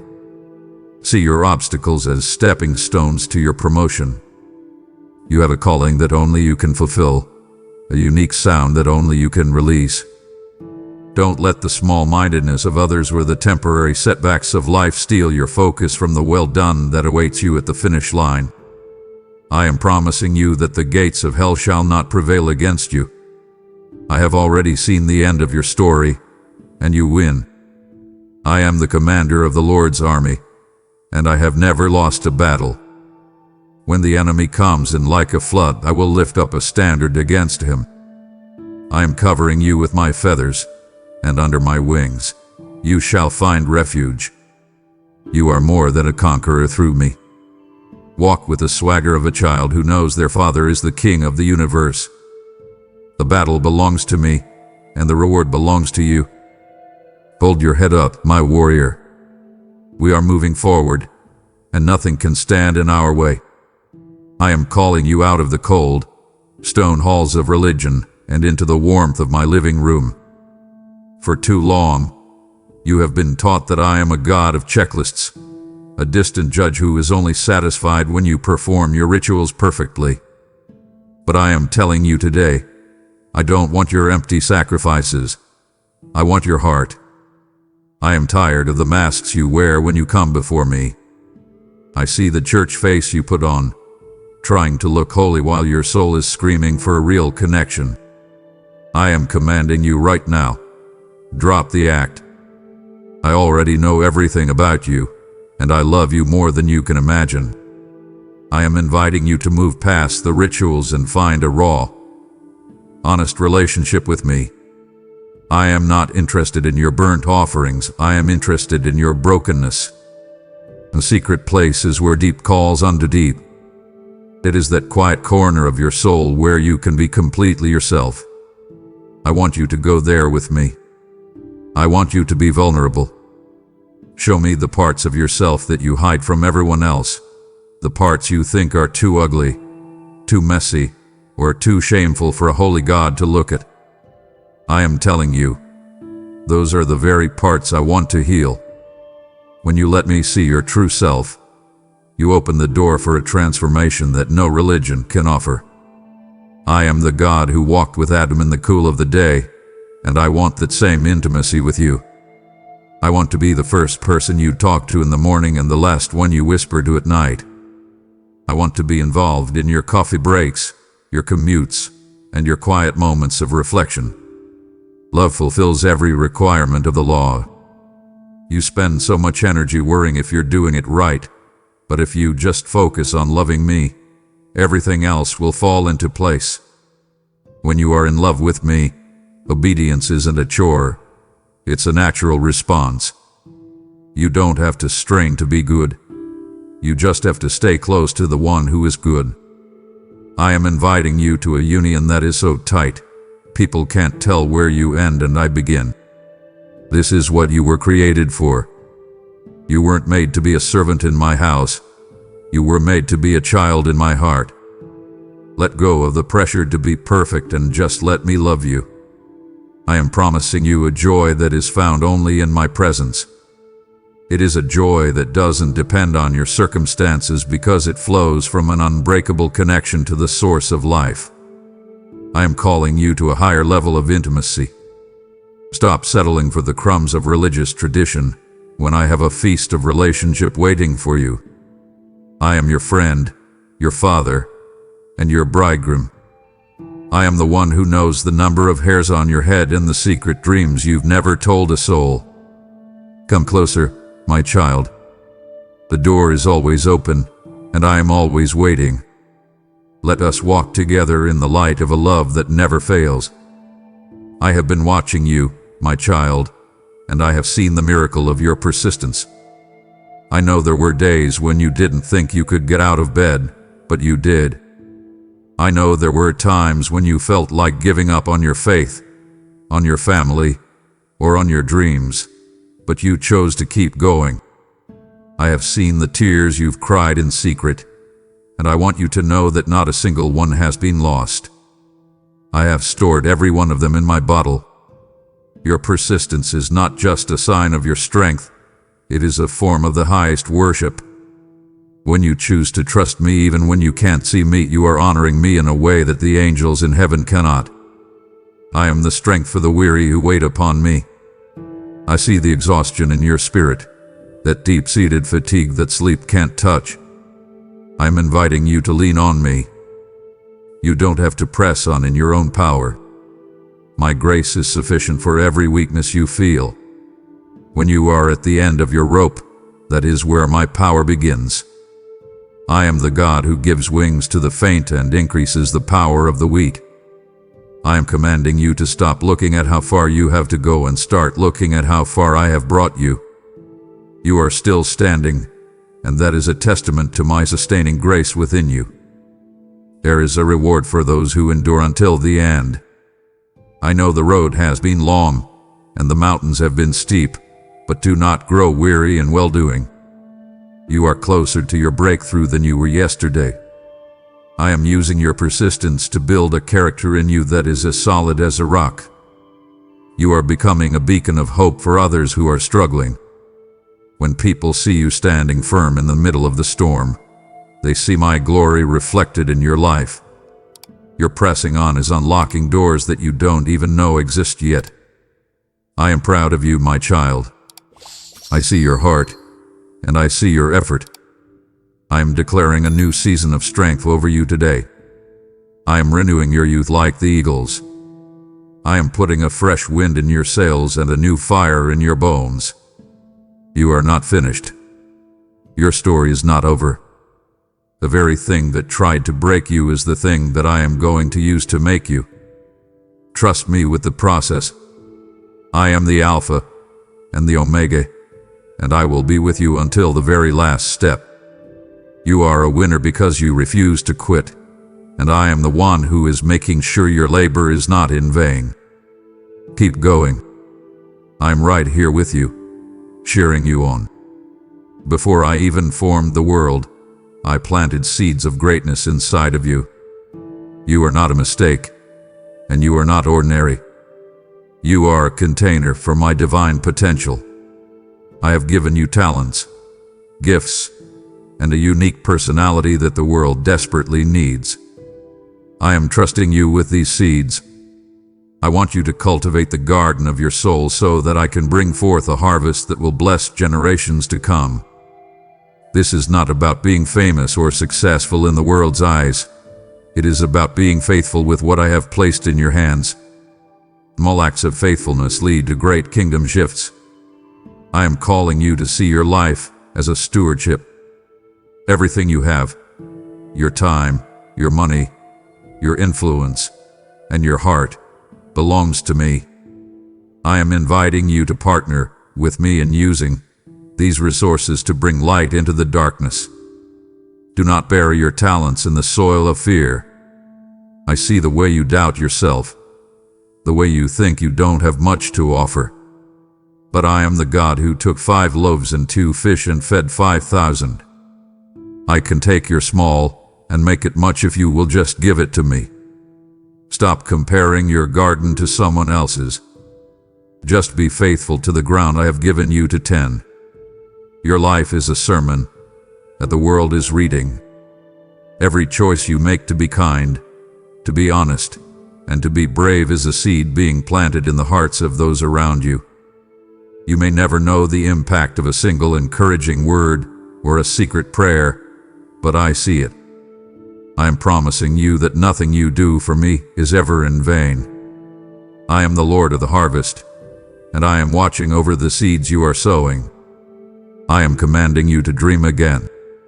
Don't let the disappointments of the past make you cynical. I have placed a vision in your heart for a reason, and I will give you the resources to see it through. I am inviting you to step into a new level of responsibility. I want to trust you with more, but I need you to be faithful with what you have right now. Tend to your character. Tend to your relationship with me. As you grow in the small things, I will open doors to the big things. You were created for impact. You were created to leave a mark on this world that can never be erased. Trust the potential I have placed in you. You have the DNA of a creator, and through me you can do all things. Go forth today with the confidence that you are carrying something precious, and I am with you to make sure it grows. I am Jehovah Jireh, the Lord who provides, and I want you to stop worrying about your daily bread. I see the bills on your table and the anxiety in your heart. But I am telling you, I have already made a way. I am the God who provided manna in the desert and water from a rock, and I am the same God today. I am working in ways you cannot see to move resources toward you. I am opening doors you didn't even know were there and connecting you with people who will be a blessing to your future. I am commanding you right now, release the panic and embrace my peace. I've got this. Trust the timing of my hand over the panic of your mind. You often want the provision today, but I am preparing you to handle the abundance tomorrow. I am not just interested in giving you what you need. I am interested in building your faith. I want you to know me as your source. If I gave you everything at once, you might forget that you need me. I am inviting you to trust me one day at a time. I am the God of the just-in-time miracle. I may not be early, but I am never, ever late. I am watching over your finances, your health, and your family with a father's eye. Abundance starts with a heart of gratitude. When you focus on what you lack, you close the windows of heaven. But when you start to thank me for what you have, you open the floodgates. I am calling you to a lifestyle of thanksgiving. Thank me for the roof over your head, the air in your lungs, and the grace that has brought you this far. As you cultivate a heart of gratitude, you create an atmosphere where miracles can happen. I am promising you that I will supply all your needs according to my riches and glory. My resources are limitless, and I love to be generous toward my children. I am inviting you to a place of financial and emotional security that is rooted in me. Stop looking at the economy and start looking at my kingdom. I am not limited by the world's systems. I can bring provision from the most unexpected places. I am the God who can make a way in the wilderness and rivers in the desert. Trust me with your little, and watch me make it plenty. You are my child, and I am a good father. I will not let you go under. I will not let you fail. Hold on to my promises and keep walking in faithfulness. Your provision is on the way, and it will be more than enough. We have come so far together, yet I sense the world tugging at your sleeve, trying to steal your focus away from my presence. I ask you, is the distraction worth the cost of missing my final decrees for your life? It brings a profound sadness to my heart when I prepare a feast of wisdom and my beloved child leaves the table before the meal is served. I have orchestrated this entire encounter to save you from the pitfalls that lie ahead. To stop now is to choose to walk blindly when I am offering you the light. Honor the urgency of my spirit. Do not let the enemy rob us of this sacred time, for what I am about to tell you next is the key to the peace you have been begging me for. My hands are ready to mend what life has broken. I see the scars you carry, the ones on your skin and the ones on your soul. I know about the people who walked away when you needed them most, the words that cut you like a knife, and the trauma that still keeps you awake at night. I am the great physician, and I am stepping into your past right now to bring healing.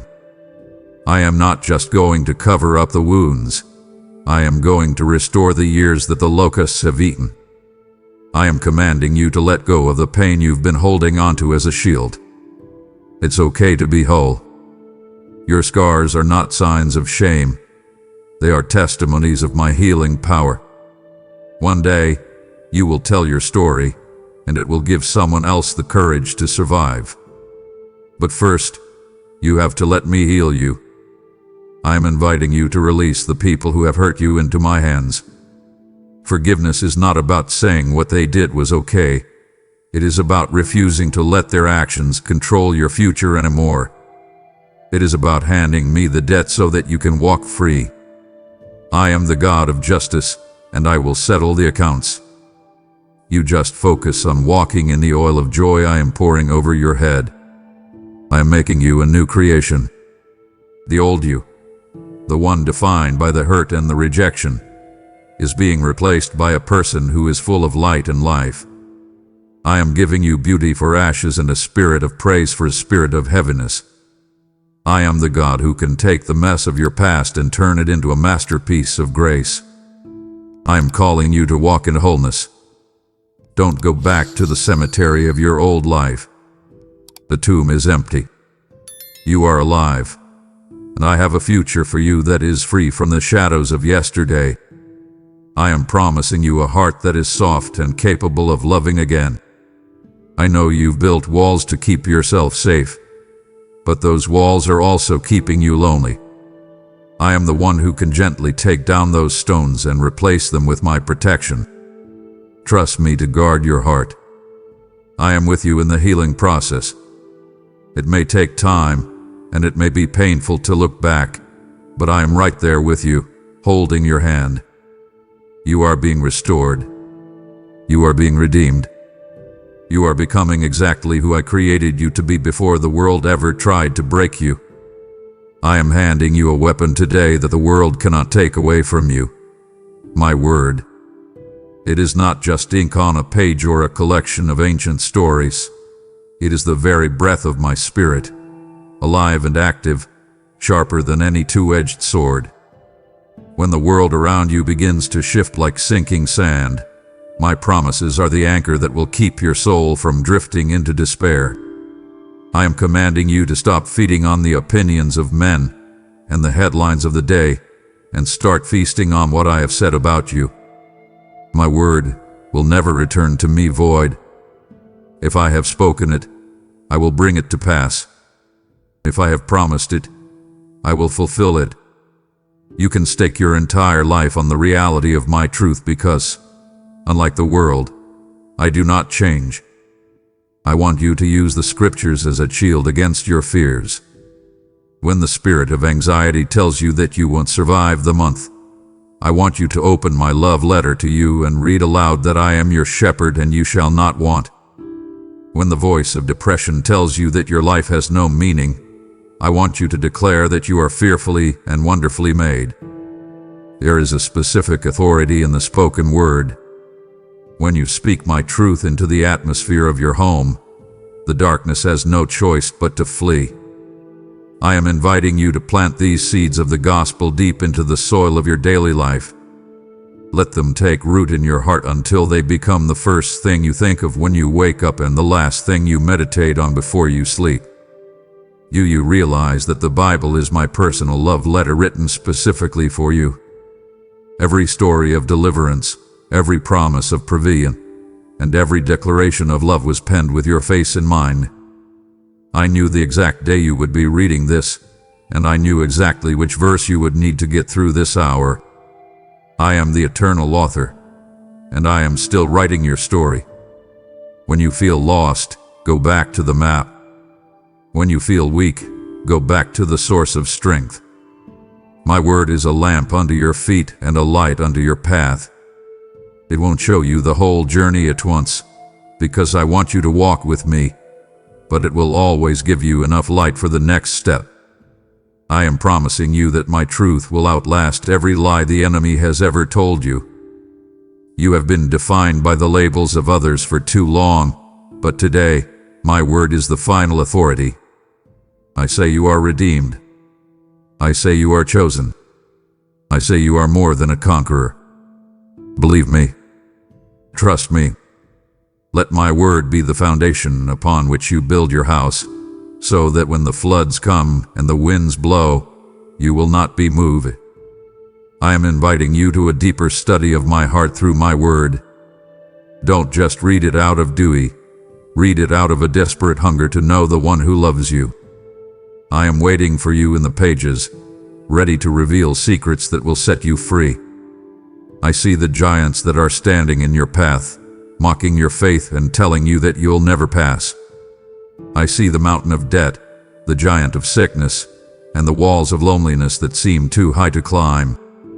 But my child, why are you trembling? Do you not remember who I am? The size of your obstacle does not intimidate me in the slightest. Be you. The giant is a monster. To me, it is a speck of dust. I am the God who gave a young boy named David the courage to run toward a giant with nothing but a stone and a promise. I am the God who took Gideon's tiny, frightened army and gave them a victory that shook the nations. I am commanding you to stop measuring your problems against your own strength and start measuring them against mine. The power of the Holy Spirit is moving through your weakness right now. I actually prefer to use the foolish things of the world to confound the wise, because then there is no doubt where the power came from. If you felt strong and capable, you might try to take the credit, but in your weakness, my glory can shine at its brightest. I am inviting you to stand tall even when the world tells you to bow. Do not let the scale of the battle cause you to shrink back. You are carrying the presence of the Most High God within your very spirit. When you walk into a room, the atmosphere should change because I am in you.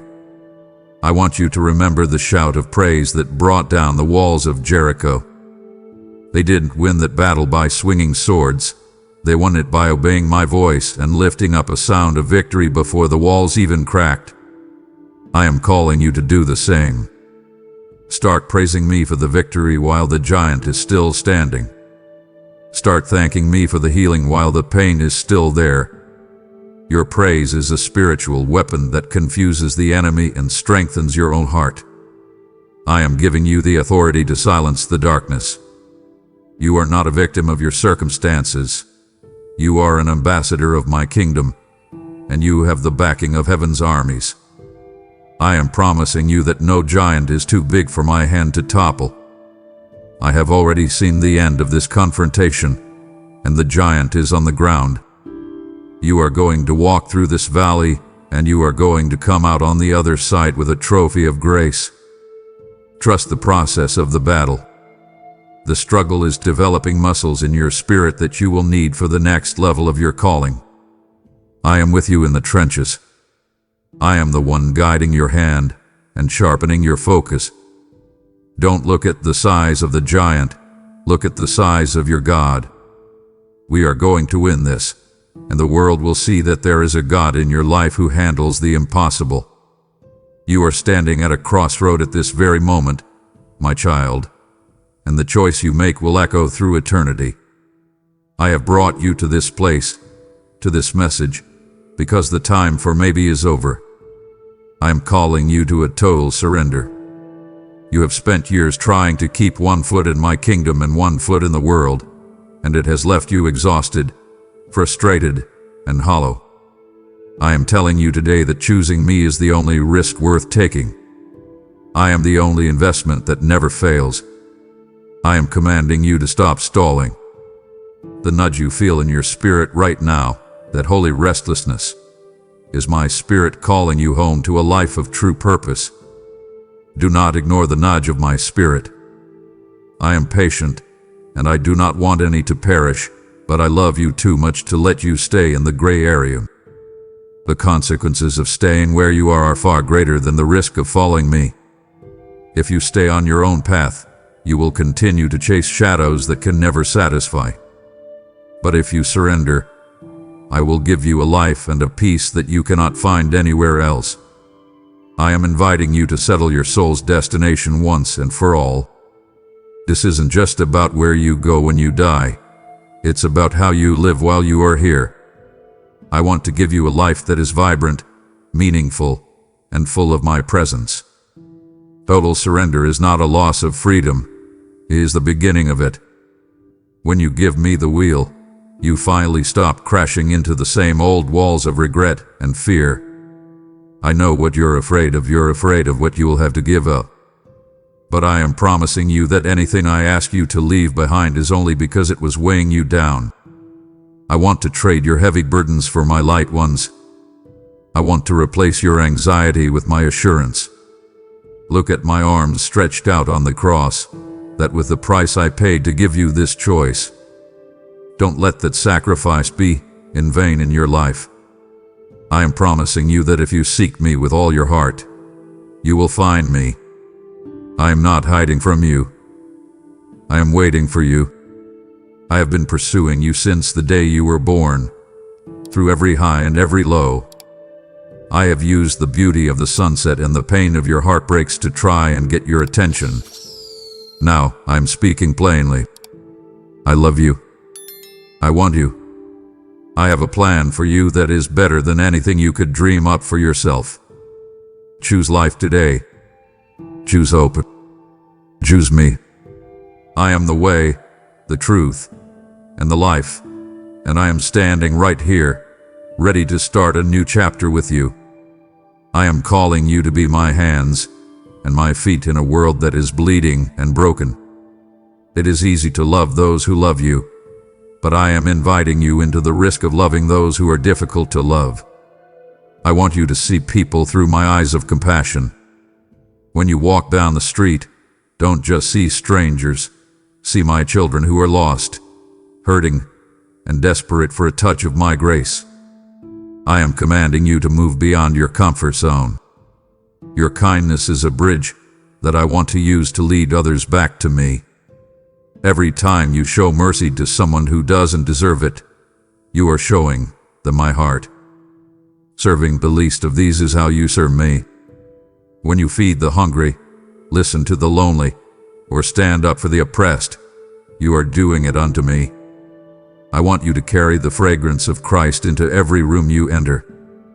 People should feel a sense of peace and hope just by being near you, not because you are perfect, but because you are full of my love. I am inviting you to live a life that is poured out. Don't just exist for your own comfort and security. Exist for the glory of my name and the relief of my children. This is the higher calling I have for you. I see the times you felt invisible, and I want to use that experience to make you a champion for the invisible people in your life. Use your voice for those who have none. Use your strength for those who are weak. I am promising you that as you give of yourself, I will pour back into you until your cup runs over. You cannot outgive me. When you make it your mission to bless others, I make it my mission to bless you. This is the law of my kingdom. I am calling you to radical generosity, not just with your money, but with your time, your attention, and your forgiveness. Trust me to give you the capacity to love the unlovable. I know that on your own, you run out of patience and you run out of mercy. But I am an endless well. If you stay connected to me, I will flow through you like a river. You are a conduit of my grace. I am commanding you to forgive that person who hurt you, not because they earned it, but because I forgave you. Let go of the bitterness that is poisoning your own soul. As you release them, you will find a freedom you didn't think was possible. Walk in love, my child. It is the greatest commandment and the most powerful force in the universe. I am with you, and I am loving the world through you. I have commanded you to love your neighbor as I have loved you, and today I am giving you a tangible way to let that love overflow into the nations. My word is a light that must reach every shadowed corner of the earth, and I am choosing you to be the vessel through which this oil of joy is poured out. I am asking you to join me in this sacred work by supporting this channel through a membership or a gift of love, ensuring that no soul is left behind. Remember my promise.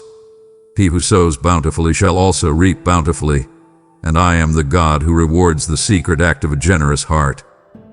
I will cause my favor to rest upon your household, and I will rebuking the devourer for your sake because you have prioritized my kingdom. Your participation is not a mere transaction. It is a prophetic investment in the eternal destiny of the broken. I command you to act on the nudge of my spirit today. Visit the links in the description and help me carry this message to those who are drowning in despair. Listen closely. The atmosphere of your life is shifting, and we are nearing the climax of this divine appointment. It would be a grave mistake to think you have heard enough, for the most vital revelations are often reserved for those who endure until the end. My heart would be heavy with disappointment if you chose the convenience of the world over the intimacy of this final stretch. I have held nothing back from you. I have risked the secrets of my heart to reach yours. Do not betray this sacred momentum by walking away when the finish line is in sight. I am calling you deeper. Stay present, stay alert, and do not let your soul go back to sleep now. Why are you afraid of the wind and the waves, my child? Do you not realize that I am in the boat with you? I know the storm is loud. I know the water is splashing over the sides and you feel like you're about to go under. But I am the one who speaks to the elements and they obey. Peace, be still. This is my command over your chaotic heart today. I am inviting you to a place of supernatural tranquility that surpasses all human understanding. I want you to be able to sleep while the winds howl around you, knowing that I am the master of the storm. Faith over fear is the choice that changes your reality. Fear looks at the storm and predicts a shipwreck. Faith looks at me and predicts a miracle. I am commanding you to shift your gaze. Stop staring at the lightning and start looking into my eyes. I have never once let a storm destroy one of my children who was anchored in me. The storm you are in right now is not meant to sink you. It is meant to reveal the strength of your foundation. It is showing you that you are built on the rock, and the gates of hell cannot prevail against you. I am promising you an assurance that doesn't make sense to the world. People will ask how you can be so calm when everything is falling apart, and you will tell them it's because of me. I am your hiding place. I am your shield. I am the one who calms the internal weather of your soul even when the external world is in a frenzy. Trust me with the how and the when. I know exactly when to rebuke the wind and when to let it blow to clear the air. You are safe. You are protected. You are under my watchful care. Close your eyes right now and breathe in my peace. It is a gift I am giving you freely. You don't have to earn it, and you don't have to create it. Just receive it. I am the God of the quiet waters, and I am leading you there. Even if the storm continues for a little longer, it cannot touch the core of your being because you are hidden in Christ. I am giving you the strength to stand firm. You are going to make it to the other side of this, and you will have a testimony of my faithfulness that will encourage thousands. Rest in me, my beloved. The storm is just a backdrop for my glory to be revealed. I am coming back for you, my child. This is not a distant myth or a vague theological concept. It is the absolute certainty upon which you can rest your weary soul. Look at the world around you. I know you see the chaos, the shifting values, and the way the shadows seem to be growing longer. These are the signs of the times I told you about. They are not meant to terrify you, but to wake you up. I am commanding you to keep your lamp trimmed and burning. Do not let the distractions of this temporary world put you into a spiritual slumber. I want you to live with an eternal perspective, knowing that every trial you face today is small compared to the glory that is about to be revealed. I am the bright and morning star, and the dawn of my return is closer than you have ever dared to believe. Lift up your head, for your redemption draws near. I see the way you sometimes feel like a stranger in this world, and that is because you are. You were made for a different kingdom, a place where there is no more sorrow, no more pain, and no more tears. I am personally preparing a place for you in my Father's house. Imagine a world where the heavy cloud of anxiety is lifted forever, where the sickness that plagues your body is a forgotten memory, and where you are fully known and fully loved without any barriers. I am inviting you to live in the hope of the marriage supper of the Lamb.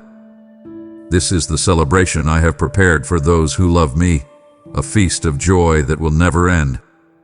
Do not get so caught up in the struggle of the journey that you forget the magnificence of the destination. I want you to understand that my return is an act of supreme love. I am coming to set all things right. I see the injustices you have suffered and the way the world has treated my beloved ones.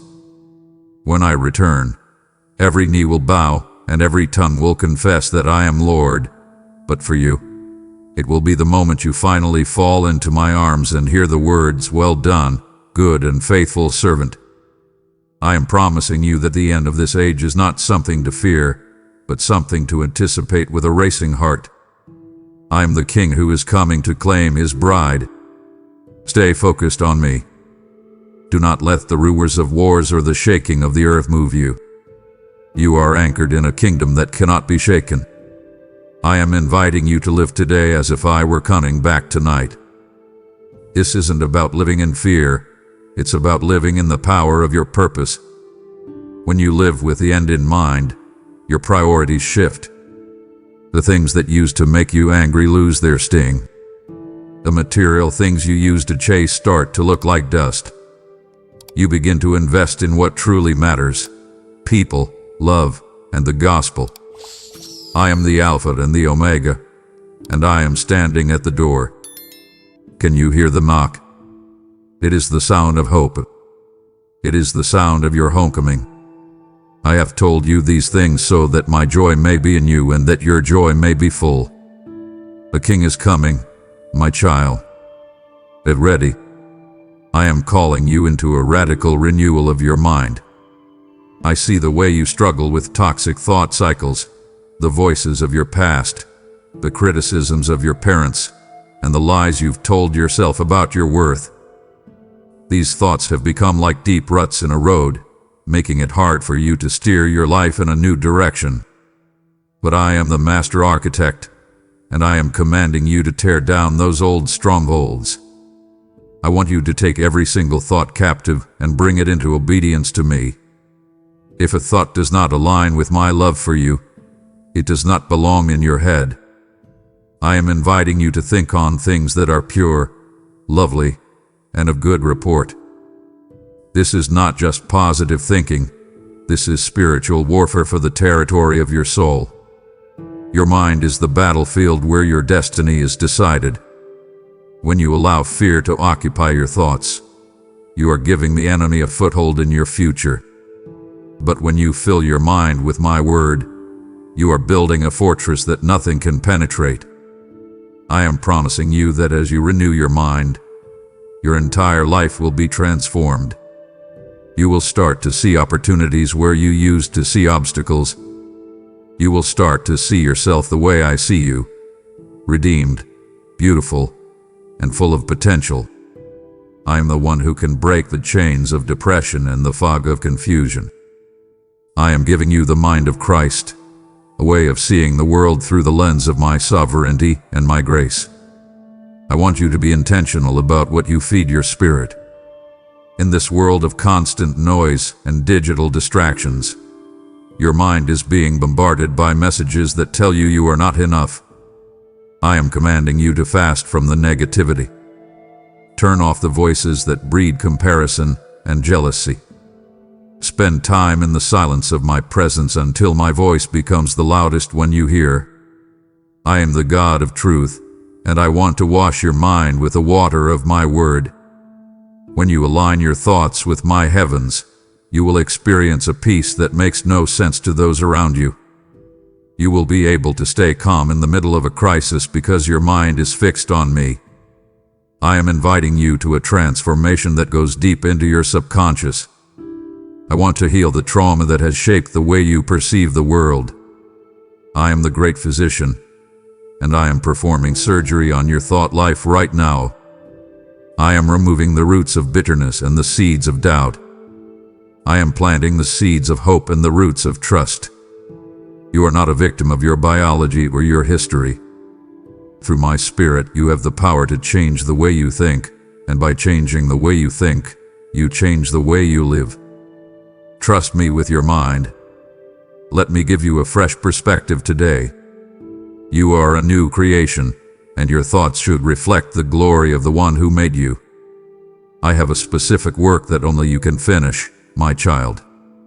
You were not placed on this earth just to survive or to take up space. You are an emissary of the Most High God, sent on a divine mission. I have given you a unique sphere of influence, your family, your workplace, your neighborhood, that no one else can reach the way you can. I am personally commissioning you today. Do not be afraid, for I am the one who sends you. I know you feel inadequate. I know you think you don't have the right words or the right training. But remember, I don't call the equip, I equip the called. I am the strength in your hands and the fire in your heart. Your life is a sermon that the world is reading every single day. People may never pick up a Bible, but they are watching how you handle disappointment, how you treat those who hurt you, and how you walk with integrity when no one is looking. I am sending you out as a sheep among wolves, but do not tremble, for I am the great shepherd. I am going before you to level the mountains, and I am standing behind you as your rear guard. I am commanding you to be bold. Stop playing it safe. Stop hiding your light under a bushel because you are afraid of what people will think. I have given you a spirit of power and authority. Use it. I am inviting you to step into the fullness of your calling. This is not just about what you do, it's about who you are. I want you to walk into every room with the awareness that you are carrying the presence of God. When you speak, speak with my love. When you work, work with my excellence. I am the one who provides the resources for the vision I have given you. If I have told you to go, I will make sure you have everything you need to get there. Trust my provision. Trust my timing. You are a history maker and a world shaker, even if you feel like just an ordinary person. In my hands, the ordinary becomes extraordinary. I am promising you that your labor in me is never in vain. Every seed you sow, every prayer you offer, and every person you help is being recorded in the books of heaven. You are part of a grand design that stretches back to the beginning of time. I am the architect, and you are a vital part of the structure. Go forth in the power of my name. Use the gifts I have given you to bring healing to the broken and light to the dark. I am with you always, even to the end of the age. This is your moment. This is your hour. Step into your destiny with your head held high, knowing that the King of the universe is backing you up with all the authority of heaven. My child, my arms are open wide, waiting for you to come home. We have journeyed through these truths together, and now I am calling you into the deepest union of all. I have told you all these things because I love you eternally. I have told you about my sacrifice, my presence, and my power because I want you to live in the fullness of what I have provided. This is the wrap-up of this message, but it is just the beginning of our life together. We're running. We're hiding. We're trying to find satisfaction in things that were never meant to fill your soul. Only rest. Only me. The covenant I make with you today is unbreakable. I will never leave you, and I will never forsake you. Even when you stumble, I will be there to pick you up. Even when you wander, I will be the light that leads you back. I am inviting you to a life of total union with me. I want to be the air you breathe and the ground you walk on. Welcome to the fullness of life I have planned for you since before the world began. It is a life of peace, a life of power, and a life of purpose. I am the Alpha and the Omega, and I am your Father. Let us walk together from this moment forward, heart to heart, spirit to spirit. I am commanding you to accept this love fully. Do not let your doubts or your past keep you at a distance. I have removed every barrier. The veil is torn. The door is open. All you have to do is walk through it. I am the God who sees you, who knows you, and who wants you more than anything else in the universe. Everything I have said to you in this conversation is true, and it is for you. This is my promise. This is my heart. Breathe in my love one last time as we conclude this specific message, but know that my whisper will continue in your heart every day. I am promising you that the best is yet to come. You are not just surviving. You are thriving in me. You are my precious one, my beloved, my heir. I have carved your name into the palms of my hands, and I will never let you go. Go forth today with a new song in your heart and a new strength in your step. You are loved with an everlasting love. You are mine, and I am yours. This is the eternal truth that will never change. Come home to my rest, my child. I am here. I have always been here, and I will be here forever. I love you eternally. We have walked together through the deepest valleys of your soul, and now you stand at the threshold of a new life, fully known and fully loved. I have told you all these things because I am risking it all for your heart, and now I invite you to risk your trust in me by sowing into the expansion of this eternal truth. Do not let the message end here. Help me send this voice into the ears of the lonely, the captive, and the weary by supporting this mission through PayPal or a monthly commitment. I am the God of the breakthrough, and I promise that as you water the gardens of others, I will cause your own life to bloom with a supernatural abundance. I will direct the winds of provision toward your door and mark your life with a signature of divine favor that the world cannot ignore. You are my partner in this great commission, and your faithfulness today is the seed of a miracle tomorrow. Step forward in authority now. Use the links below to give, and let us together finish the work I have started in this generation. I am not merely speaking into the air. I am waiting for the sound of your voice to echo the truth I have poured into your soul today. I am commanding you to break the silence of the world and make a divine decree that shakes the foundations of your old reality. Do not let this moment slip away like sand through your fingers, but seize it as the holy ground it truly is. I invite you to go to the comments right now and declare with bold, unwavering authority, I am my Father's heir, and I accept the risk of His love. By writing these words, you are not just typing on a screen. You are signing a covenant in the heavens and making the enemy tremble at the sound of your surrender. Do it now, my child. Tell the world whose you are, and watch how I move the mountains to meet your faith. Amen.